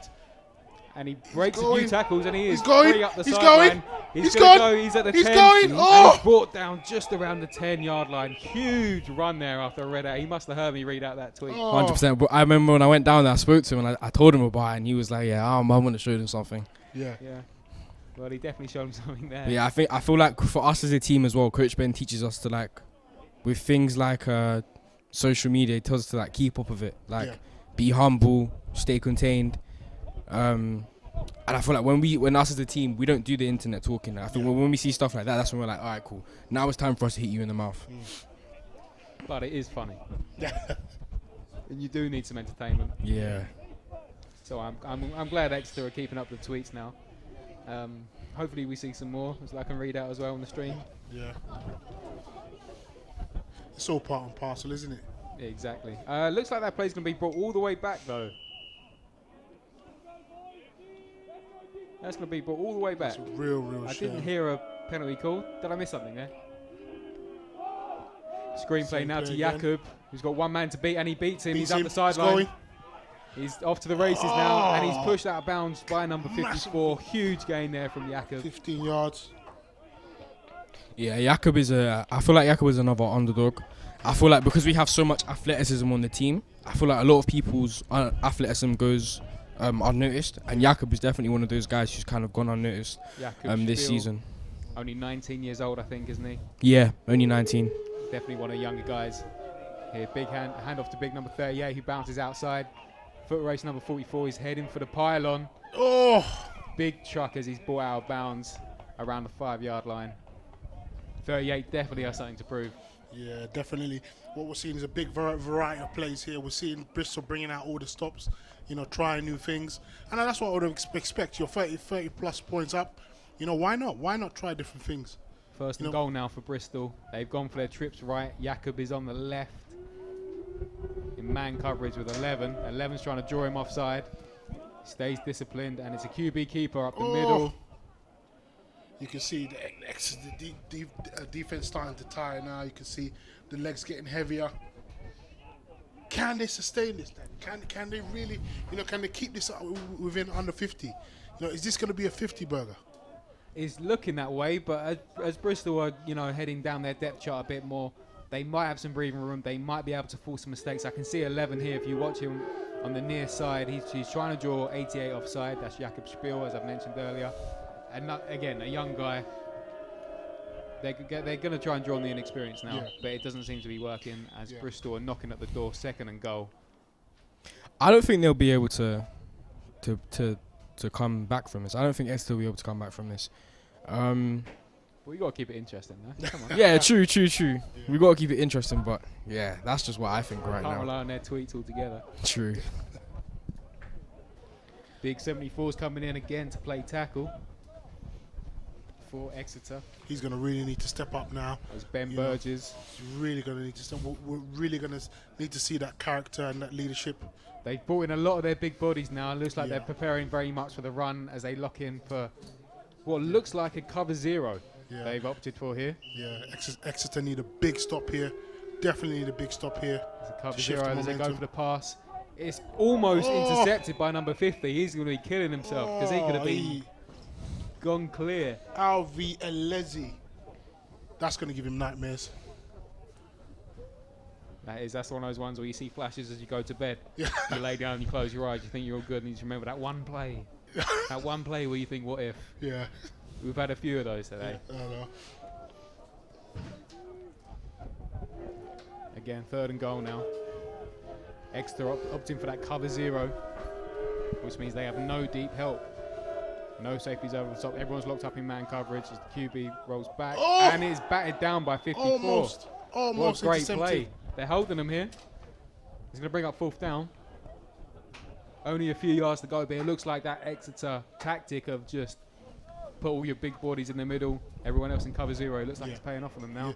And they've had great success doing that. And the coach must be kicking himself, thinking, I should have done this earlier. I should have put pressure down the middle earlier and stopped that run and forced them to pass outside. Bristol back to that trips formation as he looks for the short pass to the running back here, who's going to be brought down just short. Just shy. Excellent play there from the Exeter defense. That's exactly what they needed in this second half. That's right. They definitely need that momentum shift. They definitely need the defense to shift the momentum and step up. Step up and make some plays. Some real resilience there as they hold Bristol in the red zone as well. Looks like a timeout, something. Maybe end of quarter. End of quarter. Oh, wow. We are on a running clock now, I believe. Okay.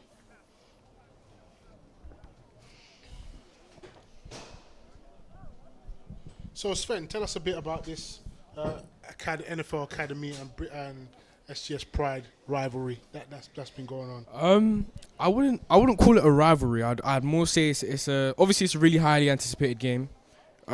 You've got two of the best football programs, only football programs in this country that are kind of just obviously there's social media rows and things like that. I wouldn't say it's a rivalry. I would say there's a lot of tension.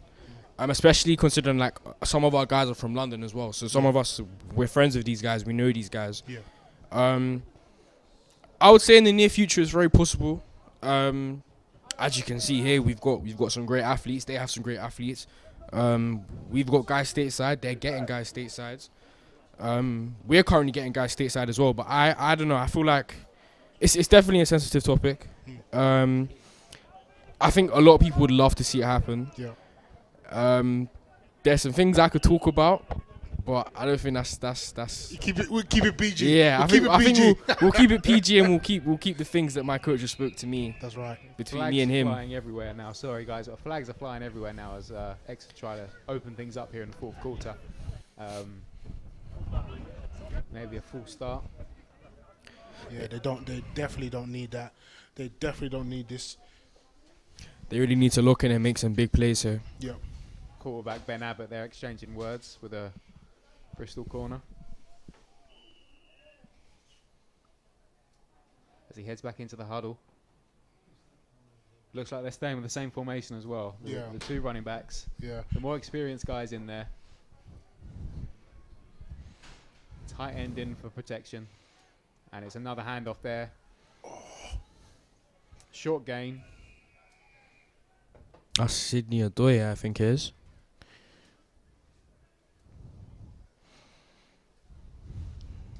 Sydney coming up with a tackle from corner. Adding to his long stat sheet already.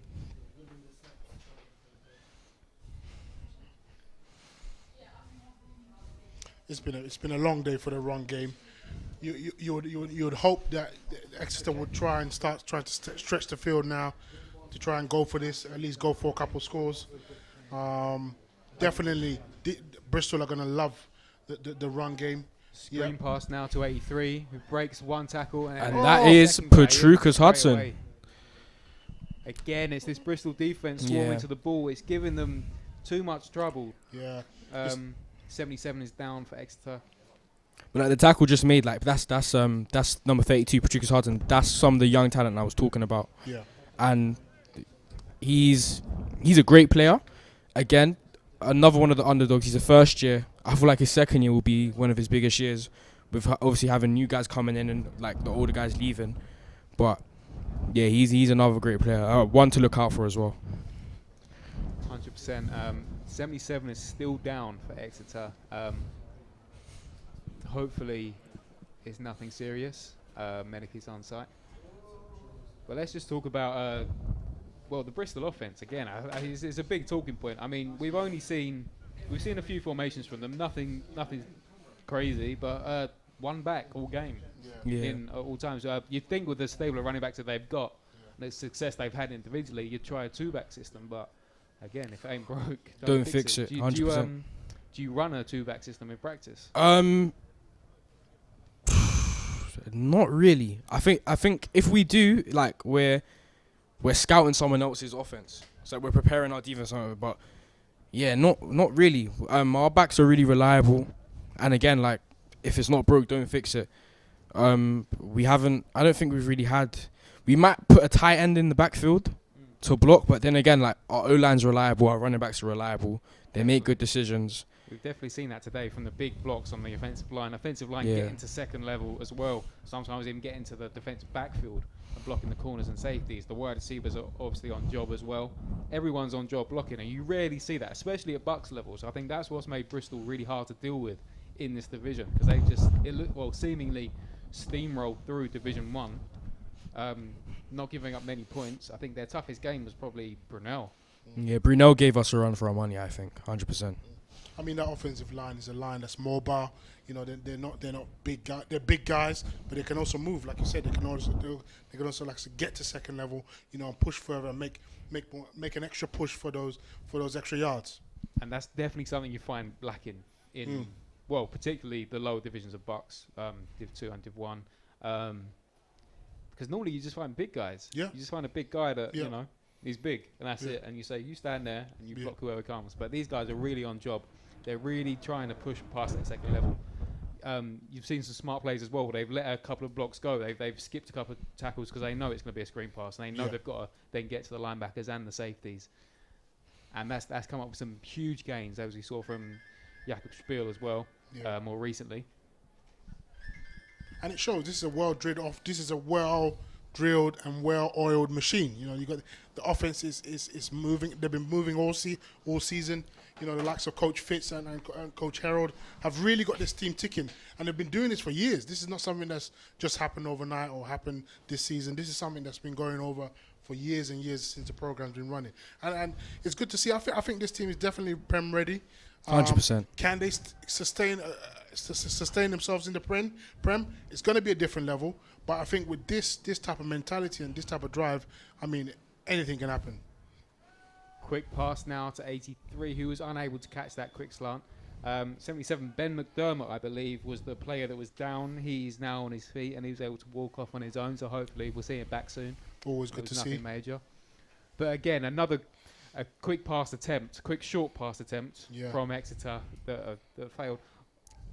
Do you think they should change their game plan by now? They do. They've got to start going deep, don't you think? They do. I think this quick game, play action game, isn't working for them. Hasn't worked at all. I'd like to see maybe a flea flicker, maybe a couple goal routes. You know, something to really keep to be more unpredictable. I think in this game they haven't been unpredictable, and I think this Bristol defense has more or less clocked them after the first quarter. I'd like to see the coaches really do something fancy now and do something that the defense wouldn't expect.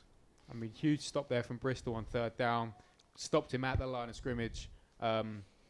Again, Exeter don't quite have the speed to get to the edge. They're lacking the speed and explosiveness that Bristol have in their run game. Yeah. And the Bristol defense is just able to swarm to the ball now as they force Exeter to punt.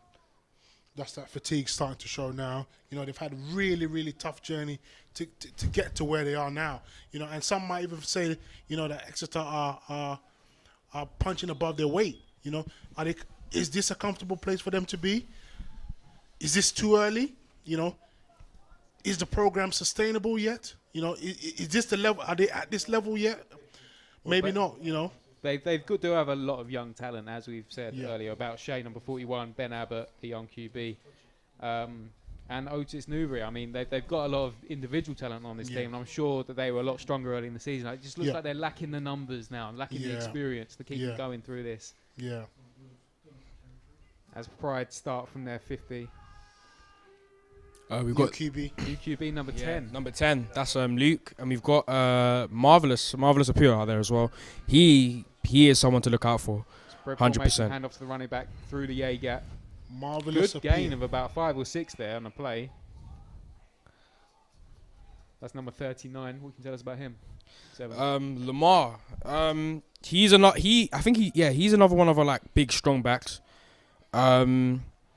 He's done a lot. He's done about 270 yards on this season. Yeah, he's done a lot. He's done a lot of Aztecs. Certainly, and adding obviously more here now as he breaks up the sideline. And comes up to Exeter's 20. That's a huge gain there. Huge gain. He runs off the left side.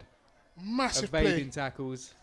Big play with the shake and bake. Lamar's another one of them plays as well. We also have him on defense as well. He can play edge. But his original position is back. But yeah, he's one of our bigger backs. Huge stable of athletes here. Spread formation. Yeah. And the QB is going to keep it. That's Luke. He's off. He's off. Gains a few yards there. Wasn't quite confident enough in his receivers to break coverage.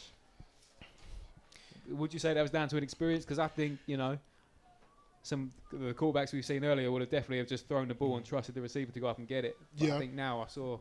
Yeah, under pressure, as you know, the younger players, under pressure, they usually revert to what they know best, and that's running. You know, protect the ball. You know, tuck in and protect the ball and run. Yeah. Again, another big play here, and it looks like he's in the end zone Lamar for a Virgo touchdown. in the end zone. The new QB we have in Luke, if there's one thing I can tell you about him, he makes very calculated decisions. He won't make a decision which will bring a mistake to the team. And he wants to go for 2, it looks like. He's called over the sideline. He's held up 2. And the kicker's going off. And it looks like Bristol are going to go for 2 now. Wow. They're really, really trying to twist it now. These young guys want the game time. They want the experience. They want it all. And here we are. We got Jacob out again. They've got a tight end and a wing on the right-hand side now. As the QB drops back. Looks at that bat it down. Away.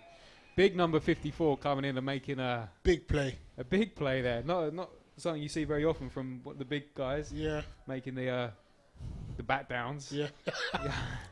I'll be honest, I think they need a pick. Yeah, I agree. I think someone 100%. has to do it. Someone has to shift this momentum and get this going. You know, this is definitely more of a one-sided game. And what you're seeing here is a well-oiled machine working well.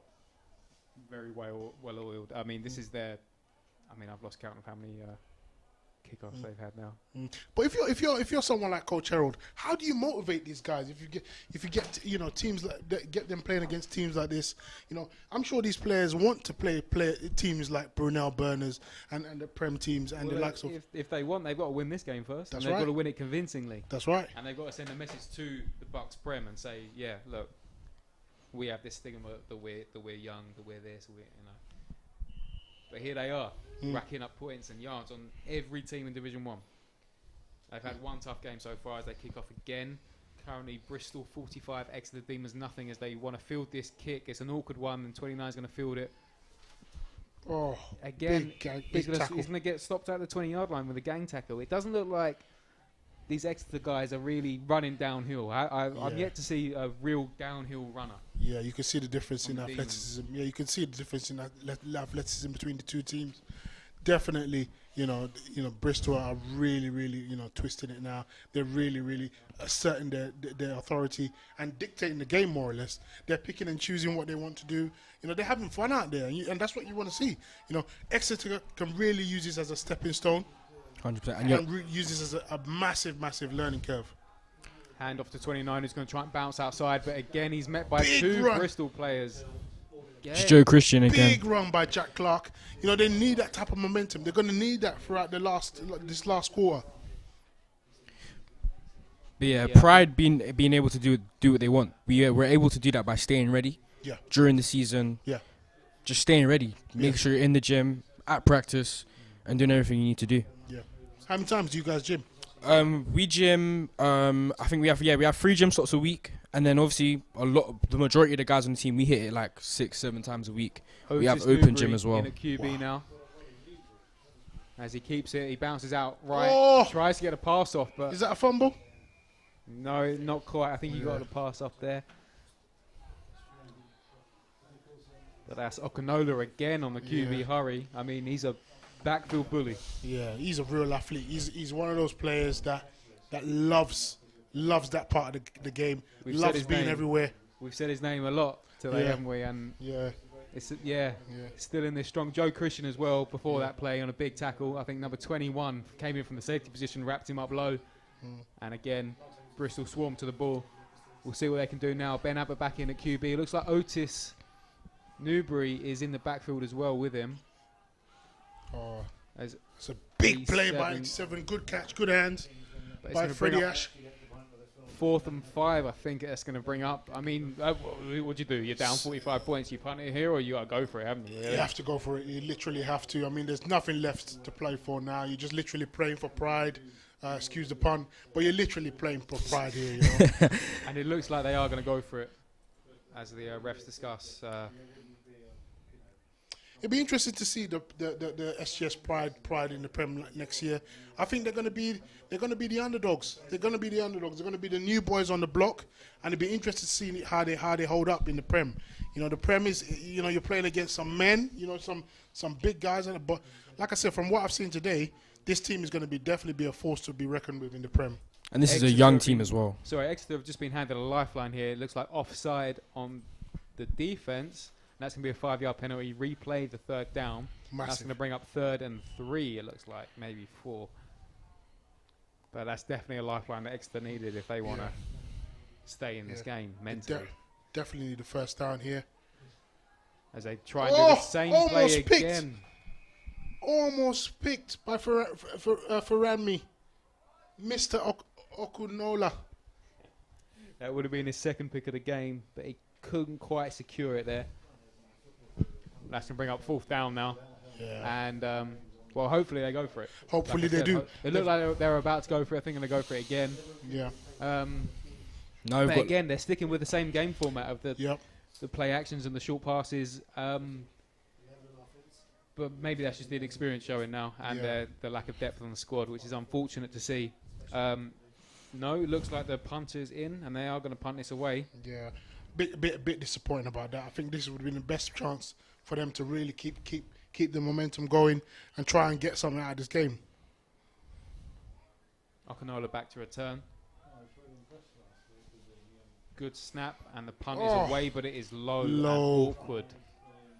Low punt. And And that's been the Exeter story of this game, you know. Bad, like you said, bad field position, bad special teams play, you know.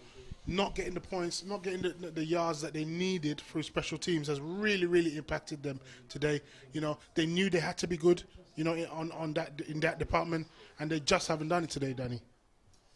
Which is a shame. I don't think, in terms of Bucks, especially Division 1, I don't think Exeter are a bad team. Yeah. I just think Bristol are very, very well drilled team. Yeah. And their talent is definitely showing. Oh. Loads of time in the pocket there. Oh. 8-4, unable to bring it in though. Oh, man. As Bristol start their offensive drive from around the 50-yard line. Very uncharacteristic from Alex Baldry. We're used to him being the safe hands. Yeah, really, a guy with really safe hands. He's got big hands as well. Timeout Bristol now. That's their first time out half. But they do have a running clock. That's maybe why. Maybe they're just trying to get their guys some game time now. Yeah. Exeter Twitter, bit quiet. Oh. Might have to open one of these windows and shout down to them. We need something from them. Be nice. Listen, shout out all the keyboard warriors out there. You know? they need to have some seats too. I mean, yeah. This is what we love. We need you guys, in the comments. Yeah, man. We need you guys on Twitter tweeting us at X's and O's. Yeah, we love this game.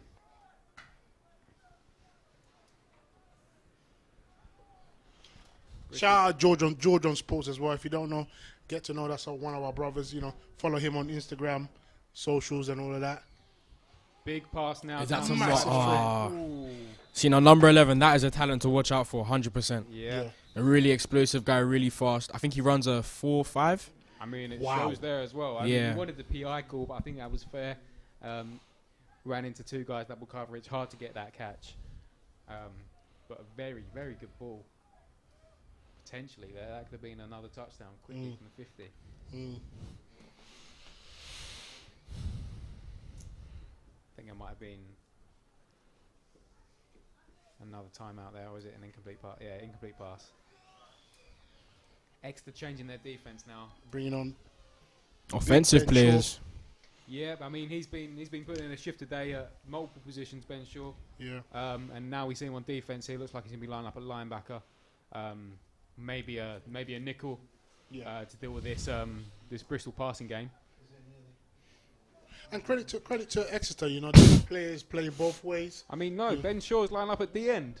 Damn. Look at that. Look at his 4-point stance. As Bristol Oh, again. sack! Oh, here he. Oh, he's he's got a sack. Big Ben Shaw with the sack. Listen. Brilliant. Oh my gosh. What a Listen. substitution. If there's never any hope, there is hope now. Oh, that was a brilliant play. I love that. He just came off the edge there with his 4 points. Listen. I said about him earlier. I said, when he was lining up a running back, you don't normally see a guy that build line up a running back. He's very much a wide receiver. Some would say undersized, but here he is in his 4-point stance, coming off that edge against this Bristol offensive line, and coming off that the QB rolled right, and he still chased him down and brought him down in the backfield. That will be a tackle for a loss, and it looks like a loss of about 4 yards there, and he's going to bring up a Bristol 4th down. Big play. Huge play. And he's still in as well. You love to see it. Yeah. I feel like we're really going to see something from number 11 here. Yeah. 100%. Oh, we're going Not for if punt? Ben Shaw's got anything Massive. to say about it. He might have found his true calling now as a defensive end. That's true. Who knew? He might have. Yeah, that handshake there. As he says, fair play, mate. That was Bristol struggling to get the right call in now. As correct personnel Delay come game. in. As they punt now. Seems to be some confusion going on. George Whittington back to return. Another one of the seasoned vets. Big 54 is there as well to pick up any guys that get through. Oh, little fumble on the play. And he His still punt manages to get the gets punt away. off. That's still a good punt. And it is a very good punt, and that's going to bury Exeter back. It looks like they're 11-yard line. If you're Exeter now, what do you do? Deep ball. Yeah. Makes Oh, sense. it's up the seam. Makes See what they sense. come out in. It looks very much like they're on a one high. Yeah. The Bristol being running the cover one, everyone else underneath to deal with what Exeter have been doing all season, and more of it now, which is the 2-back formation with the tight end, quite predictable at this point, with the quick short passes. But I think now you've just got to, put one of these running backs in at tight end, have 2 tight ends, let that QB rip it up the sideline. I put Otis on a fade, to be honest. Yeah. Just send them deep. And let him do the work. Yeah. I mean, we've just seen number 25, George Whittington, who was the safety, now coming on offense. So it looks like they're bringing all their experienced guys in now. They're throwing the kitchen sink out. Yeah, they are. And there he is, lined up at wide receiver on Bristol, Exeter's left-hand side. Still with the 2-back formation. Otis on one side. Snap comes off, and there you have and it. that's Abbott. That's a It's pick. an interception. Wow. Number Who's that by? 23 Back with down the the pick. sideline, and it's going to go all the way. Again, Number as I was 23. saying before, like the young Pick talent. 6. That's Oscar. He came when I came. So again, that's some of the young talent and the depth we have on the team. I mean, that was an incredible play there. Oscar O'Connor. Again, another young guy. Yeah. How old? 19? 18. 18. Same year as me. Wow. 18. Same year as me. So could be playing under 19 ball, but here he is instead. And it looks like that is the game That now. That is is going it. to be the game. 51-0. Wow. I think I've got the final score at. Wow. Is that We it? did see a Is that game? Pittsburgher. Listen, the Prem is in trouble. You heard it think? here first. The Prem is in big, big trouble. This team is not coming to play. They're coming to work. 100%. I feel like a big thing that will play in for us for the Prem next year is our whole recruiting. The guys we bring in and basically who's going to step up for the guys that leave. I feel like that's going to play a big part. Like when we play a team like UE, like you've seen the guys. You probably know some of the guys at UE, 100%. and they're ballers. They have like a lot of athletic talent. They've got American imports. They've got XD1 players. So they have a lot going on for them. So I feel like us being successful in the Prem next year will determine who we can retain and who we can get here next year, basically. I feel like you've got a lot of talent here already. If you can retain that talent, Yeah. keep them here. You got a lot of young, 100%. like we've just seen, a lot of these young guys just come out. They're still eligible to play junior ball, and here they are balling out in Div 1 Bucks. So I think there won't be too much of a trouble with squad depth. That's for sure. But Exeter really, they did come to play, and you can see that the frustration on their faces that they didn't do quite as well as they wanted to do. Yeah. They were short on numbers, and a lot of guys playing both ways as well. That's the thing. Yeah. I think they can be really proud of themselves. I think they've come here, and it was always going to be a tall ask. It was always going to be a big ask to come here. You're playing. You're the away team. You're coming to a very hostile environment. There's been a lot of losses on this pitch. And they really, really, really couldn't get it going. And the injuries showed. The big games they've had prior to this. And the tough games they've had really showed, and the fatigue set in, and they couldn't really claw it back. They couldn't get the momentum, and it showed today. Yeah, it's unfortunate that we didn't see a touchdown or two from players that maybe deserved it. I think there's definitely some very good talent on the Exeter team, and and hopefully they get to this point again next year, and we'll see how they get on there and a promotion maybe. Definitely, But, but now it's Bristol's day. Yeah. And it was very well earned, very, very well earned. I think they can do. I think personally, Bristol can make the playoffs next year as well in the Prem. Oh yeah. 100%. Yeah. We have a shot. I feel like for Exeter next year, I feel like what they need to focus on from being an active player, for them I feel like it's more recruitment, getting their guys in the weight room, I say is a big thing. Yeah, more their recruitment and getting their guys in the weight room. I feel like those are the most important things for them. It does And look like they were relying on a few individual players instead of it being a unit, if that makes sense. So with Bristol, they had their kickoff. They had all their special teams down. They had their offense down. They had their defense down. They changed their offense for the quarterback. It was very, very well drilled, and it shows now. And I think that's just what Exeter were lacking. They were lacking a bit of organisation. They were lacking that same knowledge that Bristol have across the board. They've got some very good players that can definitely compete, but they don't have enough of them. Yeah. And I think that showed today. But again, you know, you can say what would happen if they had the head coach here. You can say what would happen if they had the quarterbacks coach here, or you know, some of the other players that are missing today. I think I might have to go down there and celebrate with them. Yeah, I can feel you want to go. Yeah, I'll be back. Yeah, no problem. Yeah. I think you know, you're right, Danny. I think, you know, this team is going to be very successful in the Prem. They're going to have great success. You're right. I think playoffs. They're definitely playoff bound. I think the level they're playing at is literally miles above many teams. Not just in Bucks. I think even in the Baffa League. I think this team, this program, is amazing. So let's talk about the program a bit, because it's interesting the way Bristol have come about. I mean, when I came here for pre-season in 2012, that was their last year of having a Baffa junior team.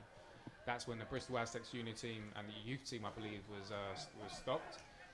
And now instead, you've got the Pride under-19 team. You've got the Pride, university team that we see here, the Bucks team.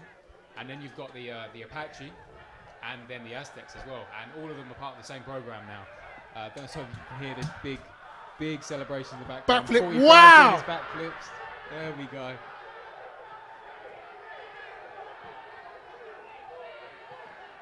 You know, this is what you like to see. Bristol very happy with their win. I mean, there you see it. They've got a sign, holding up a sign. SGS and Pride, we own the pitch. Okay. That's what you like to see. They've got a thing on it. And Exeter being very good sports and clapping for them. Yeah.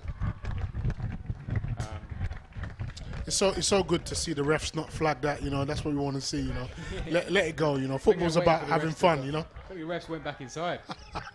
But there's 45 his backflips. He made it out of backfield a couple of times, so he's allowed to do that. But anyway, so as I was saying, is this the future for programs in the country? Because right now we see a youth, sometimes a youth and junior set up, and then a senior team. But really, I think this is the only team, I believe, with a real link from Baffa to Bucks, where it's officially, this is our Bucks team, and we have a Baffa team as well. So they've got the under-19s, as I've said, the Bucks team here, which we've seen very successful, and then the Apache and Aztecs team, and both of them are very successful as well. Seven's just come back a bit out of breath. We're just talking about a setup here, the unique setup where you've got a Bucks team as well. How do you think that helps the development of the adult teams as well, or just the junior teams? Because as you see in, say, other teams, you see a youth team and then there's a junior team. Maybe it's separate from the adult team, but it's not a very clear progression. And the jump, a lot of the time for these players, especially in Baffa, from the junior team to the adult team, it's huge, because you go from playing kids to then full-grown adults. Maybe you've just been playing Div 2 South junior ball, and then you've got to play Div 1 or Prep, and you've got to play the Warriors. How does that Bucks team? How do you feel that Bucks team bridges the gap? For me, I mean, you guys already know about how I tried to apply. Sorry, I should have given you more time to catch your breath. Yeah, my bad. Yeah, so Seven's only 17, and we've had a word because you got your team in trouble. Yeah, because you tried to apply for this Bucks team. I tried to apply for the Bucks team. It was silly, but I wanted to play. Like, our U19 only played 3 games, but I feel like for me, I can speak of experience because I'm currently in the situation. I'll be one of the players that will be. I would say I'm inexperienced, 100%. I'd say physically that I'm there. I've got the qualities to play in the Prem, but it's a big leap. It's a big leap. Like, you go from playing a team like Lake, and next minute you're playing Nottingham, or you're playing like UE. So it's a big leap. I feel like I don't know how to describe it. I feel like it's that bridge that a lot of setups and a lot of programs in this country are lacking. Like I said, you go from playing junior ball against kids that probably aren't as gifted, as devoted to the sport as you guys here are. I'm speaking, in terms of BAFA around the country, under 19s, where maybe they don't go to university, they don't have the opportunity to play, because not everyone wants to go uni. I know I had this when I moved up from juniors. I was a junior captain. I played both ways, and then I moved up to the adult team, and it was like, oh, you've got a lot of players. You don't really need me. This lanky 19-year-old running around. But it's hard. It's hard to develop, and then it's hard to get the game time as well. 100%. Like having this Bucks team would definitely help you guys that do want to move up, that do want to play, abroad, or play in Europe, or play in America, or just play Prem ball here. It gives I feel like this win here today, it gives a lot of the 17-year-olds that are in my position, that are turning 18 in summer, it gives us an incentive. It gives us something to work towards next year. Coming in next year, it doesn't matter how many sacks I made or how many tackles I got this year. Next year, that's all going to be reset. So next year, I'm going to have to climb the ranks again. I feel like I definitely have to do that this year, because my first year I struggled. I got injured, and I had to kind of crawl my way back up. Yeah. So I feel like this win here today, back to what Coach Ben showed us, staying ready. I feel like it forced us to stay ready. 100%. Mecca, you played Bucks. It was a couple of moons ago. But you played Bucks, and you played Prem in your first season, wasn't it? Yeah. So how was that jump from Bucks to the Prem? It's a massive jump. I remember feeling like a deer in the headlights, literally feeling scared, scared in a way that I never explain. It was really, really hard. And as you can say, as a rookie, your biggest challenge is game time, right? Because you're young, you've got guys ahead of you, veterans ahead of you who have been through the trenches, who've been through those wars, and you're this rookie coming up and thinking to yourself, should I put my left or right foot forward? And you can see someone like Sven, who's got the mentality, who wanted to play today. Yeah. Who wanted to fit. Yeah. It's not that he's scared. He actually wanted to play today.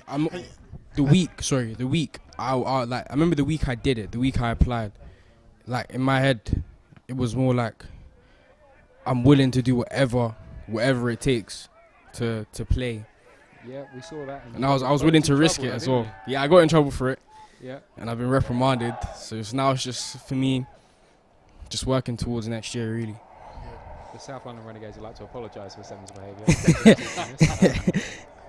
But no, I mean, again, I think it's definitely the missing link. And I definitely think what we're going to see, the Bristol Aztecs do big things this year, and the Apache. I think the Apache have spent a lot of their time in Div 2.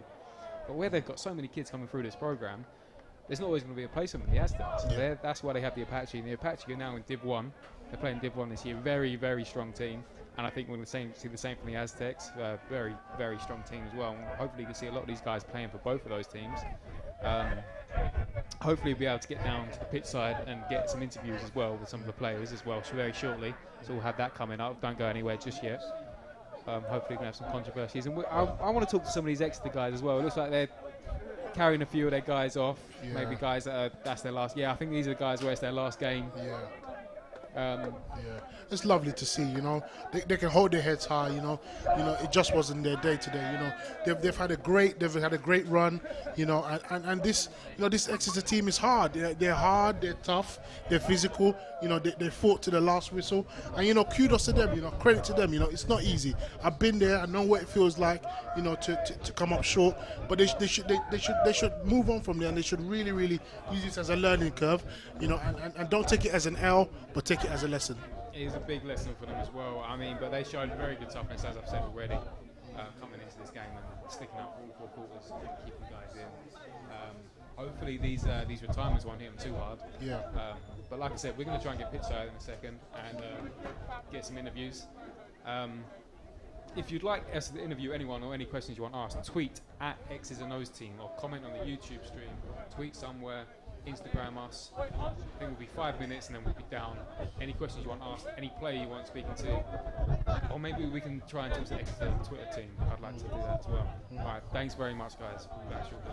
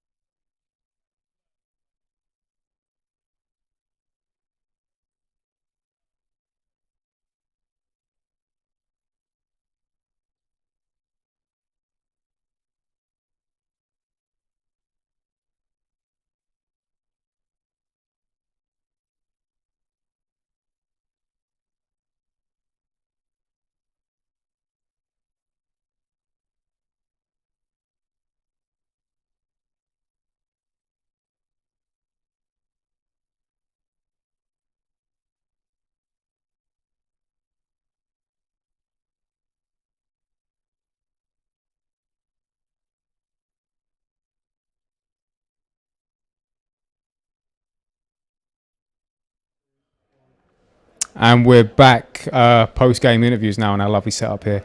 I'm with quarterback Ben Abbott and safety George Whittington. Ben, COVID year obviously doesn't count. This is your first year. How do you summarise the team's performance this season and particularly this game to get to the Div 1 finals?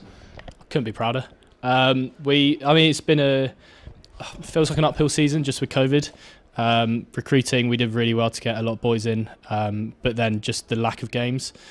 We maybe had sort of 20% of our starting roster had actually played in games before.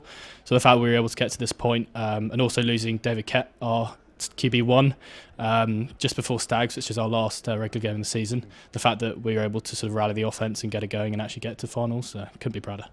Yeah, what was the game plan coming into today? Because it looked like there was going to be a lot of play action and the short passes, the short routes, more of the outside run, sticking with a two-back system.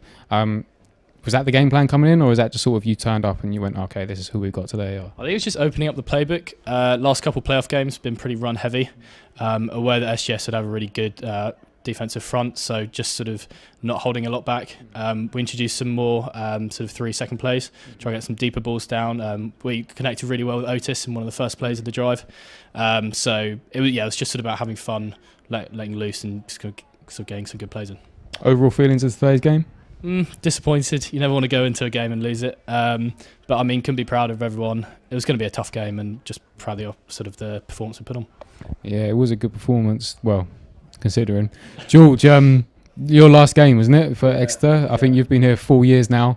How do you feel about now this run this season and then how it ended? Well, I started my kind of 4 years with getting to one of the finals, and we lost again. But to be back in my 4th year and get to another final has just been great. But playing with those boys, I'm really proud of them. Like, we had a bunch of rookies come in, lost a bunch of our vets, and the way that our vets stood up and showed kind of leadership and brought them all forward was just great. I mean, I don't think any of us expected to be here at this point in the season, but we just kept going, having kind of a shutout in the rest of the games in the playoffs were really good for us. So we were happy with our run, even though an unfortunate result today. Well, Bristol are really hard to deal with. They do, they don't come out in any special formations or anything. They tend to do the same thing, especially at the start of the game. What was your game plan coming into this? Were you expecting them to come out in that trips and one running back? And what was your plan of like dealing with the run game? Yeah, I mean, we were just trying to stress our outside contain a lot of the time with our linebackers. They've really come on this year. We were expecting to see the trips, looking for a few different plays that we didn't kind of see against them last time, a couple of screens and things like that. But we've adjusted. We had a kind of a trips adjustment, but we decided sometimes not to kind of use that, but to show that we might use it. Instead, stick with a kind of cover 3. But I mean, I'm still proud of the boys. The linebackers have come along. That outside contain was a key thing for us and did show some kind of good work today. Okay, and finally, one last thing. I'm going to ask you about the future of the team now, what you think about it next year and where that's going. I'm going to ask you, George, first, because obviously you've seen this team through 4 years, and now you can see the guys coming up through the programme. How do you think they're going to cope next year without you and without a lot of the other guys? I mean, I've been Pres for 2 years now, and we've kind of had a plan of where we want to get every kind of 5 years. And we are constantly knocking on the door of Prem. We've been to the playoffs every year since I've been here. Got to the finals twice, semi-finals once. So we are kind of knocking on that door, and it's just making that last attempt to push through to that kind of next stage and next level. So we'll have to go back and see what we can do to push to that next level. And Ben, same question to you really, and how confident are you feeling moving forward now? Because that was your first proper year, wasn't it? And to get to the finals, it's pretty good. Yeah. Sort of what George said. I think it's just going to be amazing having all the guys coming back next year with this much experience. Having the playoff final, because I mean, it just does wonders for your confidence going into other games, having those big situations under your belt. It's just about getting that confidence, getting the ball rolling early, making sure we hit the season ground running. And just keeping everything going. All right, brilliant. Thanks very much, guys. I'm not going to keep you too long because it looks like all your teammates are having fun out there without you running 40s and stuff. But yeah, it's been a pleasure. Thanks very much. Thanks, man. We're not going to cut away. We're just going to go straight into you guys. You want to come in? Yeah. Thanks. No worries.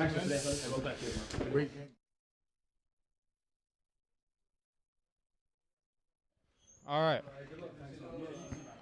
I'd say the players need no introductions, but here we are. We're going to introduce. I'm going to let them introduce themselves. Tyrone Brown, starting center. Jeremy Kwanzambi Benny, starting running back. And that's the name we said a lot today, actually, wasn't it? Because I think you had over 1,000 yards in the regular season, didn't you? So yeah, just tell us a bit about what was the game? You've played these guys twice already. Quite a convincing scoreline both times. Was that in your head? Was that in the back of your minds at all coming into this, or? Obviously, we came into this game just wanting to play our football and just do the best that we can. And obviously, it's easy to beat a team twice, but to do it a third time in one season, we knew that we was going to have to work hard coming into this game, and that's exactly what we was able to do today. We saw a lot of big players in the offensive line. I think normally we talk about, teams that are run heavy, they have 2 backs, sometimes 3 with a wing or a tight end. You guys just seem to stick with the trips and the 1 running back and relied on the blocks on the offensive line. What kind of preparation goes into that? A lot of hard work, a lot of communication. Trust your guys, just like an O-line thing. You are family, so talk to each other, trust them. Work hard every day.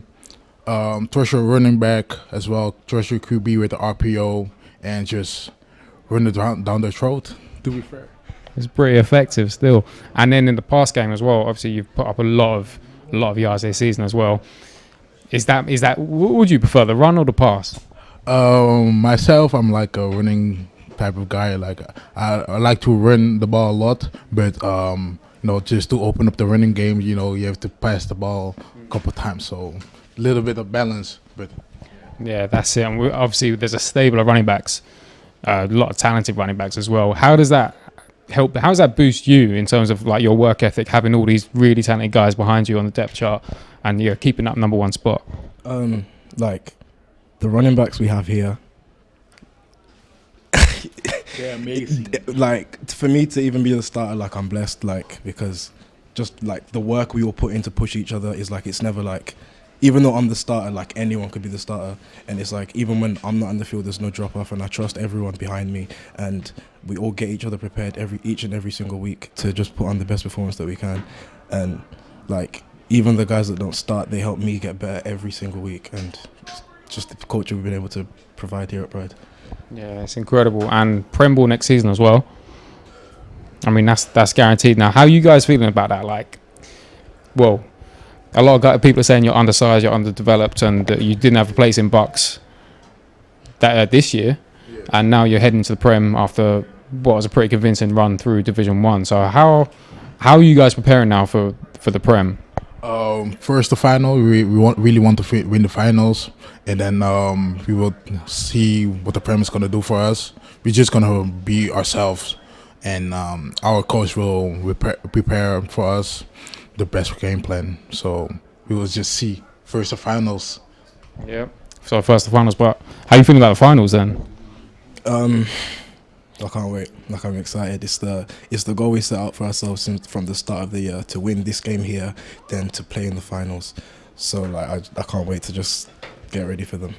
Has anything changed? Obviously you guys train a lot. Was it 3 or 4 practices a week, and then you got the weight room 3 times as well as a team? Yeah. So has that changed? Now you're in the playoffs, or is it just stayed consistent, say the same routine? If it ain't broke, don't fix it kind of deal?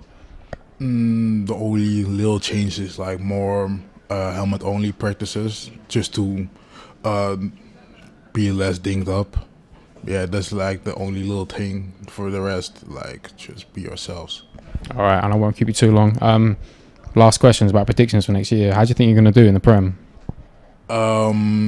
We will make the playoffs. I think that I'm confident about that. We'll still have the best team to make the playoffs. Further than that, I cannot see that. Just wait for that. Same question to you. I don't know. We just have to get there and play the best football we can. Just one game at a time kind of deal. All right, thanks very much, guys. Thank you. Let's go. Big 4-4. Huh? On my own? Yeah, on your own. Come on. One last one. One last one.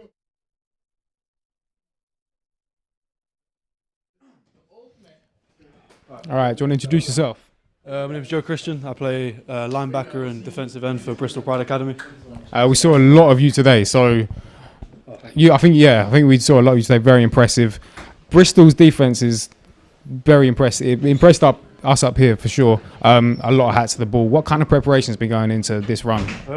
Well, it's always been known for its defensive front anyway. Since I've been here on and off, it's always been the defense that have led the team. Preparation wise was just going over the film from the first and second game we had, and then just mentally trying to remember what each individual position was doing against us the previous games. Just little things like that, just trying to like minutely analyse what we needed to do with this one. All right, brilliant. Your own performance this season and today, how do you feel like you've played? The season, not too great. It's been like my year to get back into football again since COVID. Today was really good. Today was probably one of the better plays, like better times I've played throughout the season. A few more hits than usual. Some better like decision making in regards to like gap engagement and block engagement as well. But yeah, overall it's been alright. It's been nice coming back and seeing some of the guys that I'd coached before I left from COVID, playing, getting touchdowns, doing well. It's good. It's really nice. Oh, brilliant. We see you got Neo. Yeah. Is that, did he make a big impact on you as a player? Yeah, it wasn't unfortunately until later on. So during COVID, I went back to like my hometown and travelled into Exiles, where I met Neo for the first time. And for pretty much the whole duration of COVID, he was just getting me ready to play again. So Yeah, and it was a shame. Like hearing about his death was it was a tough one. Yeah. But that definitely came out today. I definitely saw some Neo-esque tackles coming out, just flying through, hats to the ball. Yeah, definitely, man, definitely. How are you feeling for the finals and for next season, the Prem?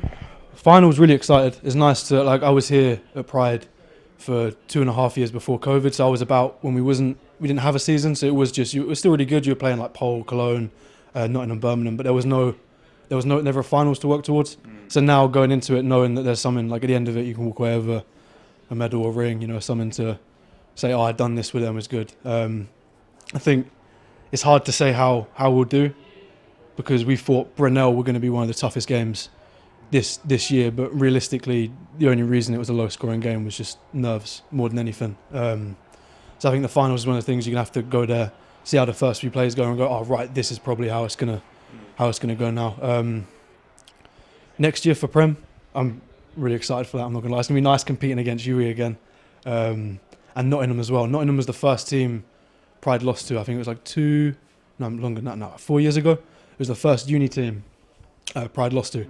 And then we lost to them twice while I was here. So it'll be nice, hopefully, meeting them in the playoffs and beating them there, fingers crossed. So that stayed in the back of your mind, has all it? the time. Yeah, 100%. Yeah, especially the guys I was with in my first year, it meant a lot. That bus journey back from Nottingham was... It's a long journey back. Nottingham's further away than you think as well, and it's a long way home. That's what we say. We say it's a long way home. Some people were mad on the way back, so yeah, it's stuck, man. You got all the guys who were here before that were like, "Oh, how have you just lost this game?" I mean, it's so close as well every time. So yeah, it'll be good to see them in the playoffs hopefully next year. Seems like Nottingham's in the back of your mind a little bit. Definitely. Yeah. The second I came back here, because I thought we was in the Prem straight away, and then Ben was like, "Oh, it's Div 1." I was like, "Oh, we can't play Nottingham yet," but we can't play them until playoffs anyway. Because they're in the Northern Division, so it'd literally just be one game a season. You got a message for Nottingham? Huh? You got a message for Nottingham? No, you don't do that. No. I thought you might have had one there because it seemed like you had a few words to say. But in the playoffs, though, man, that'll be. I think a lot of preparation-wise. I know you asked the other guys. Preparation-wise, will literally just be more gym. I think just getting everyone as bulky as possible for going up against guys who are a bit more physical than the guys in this division.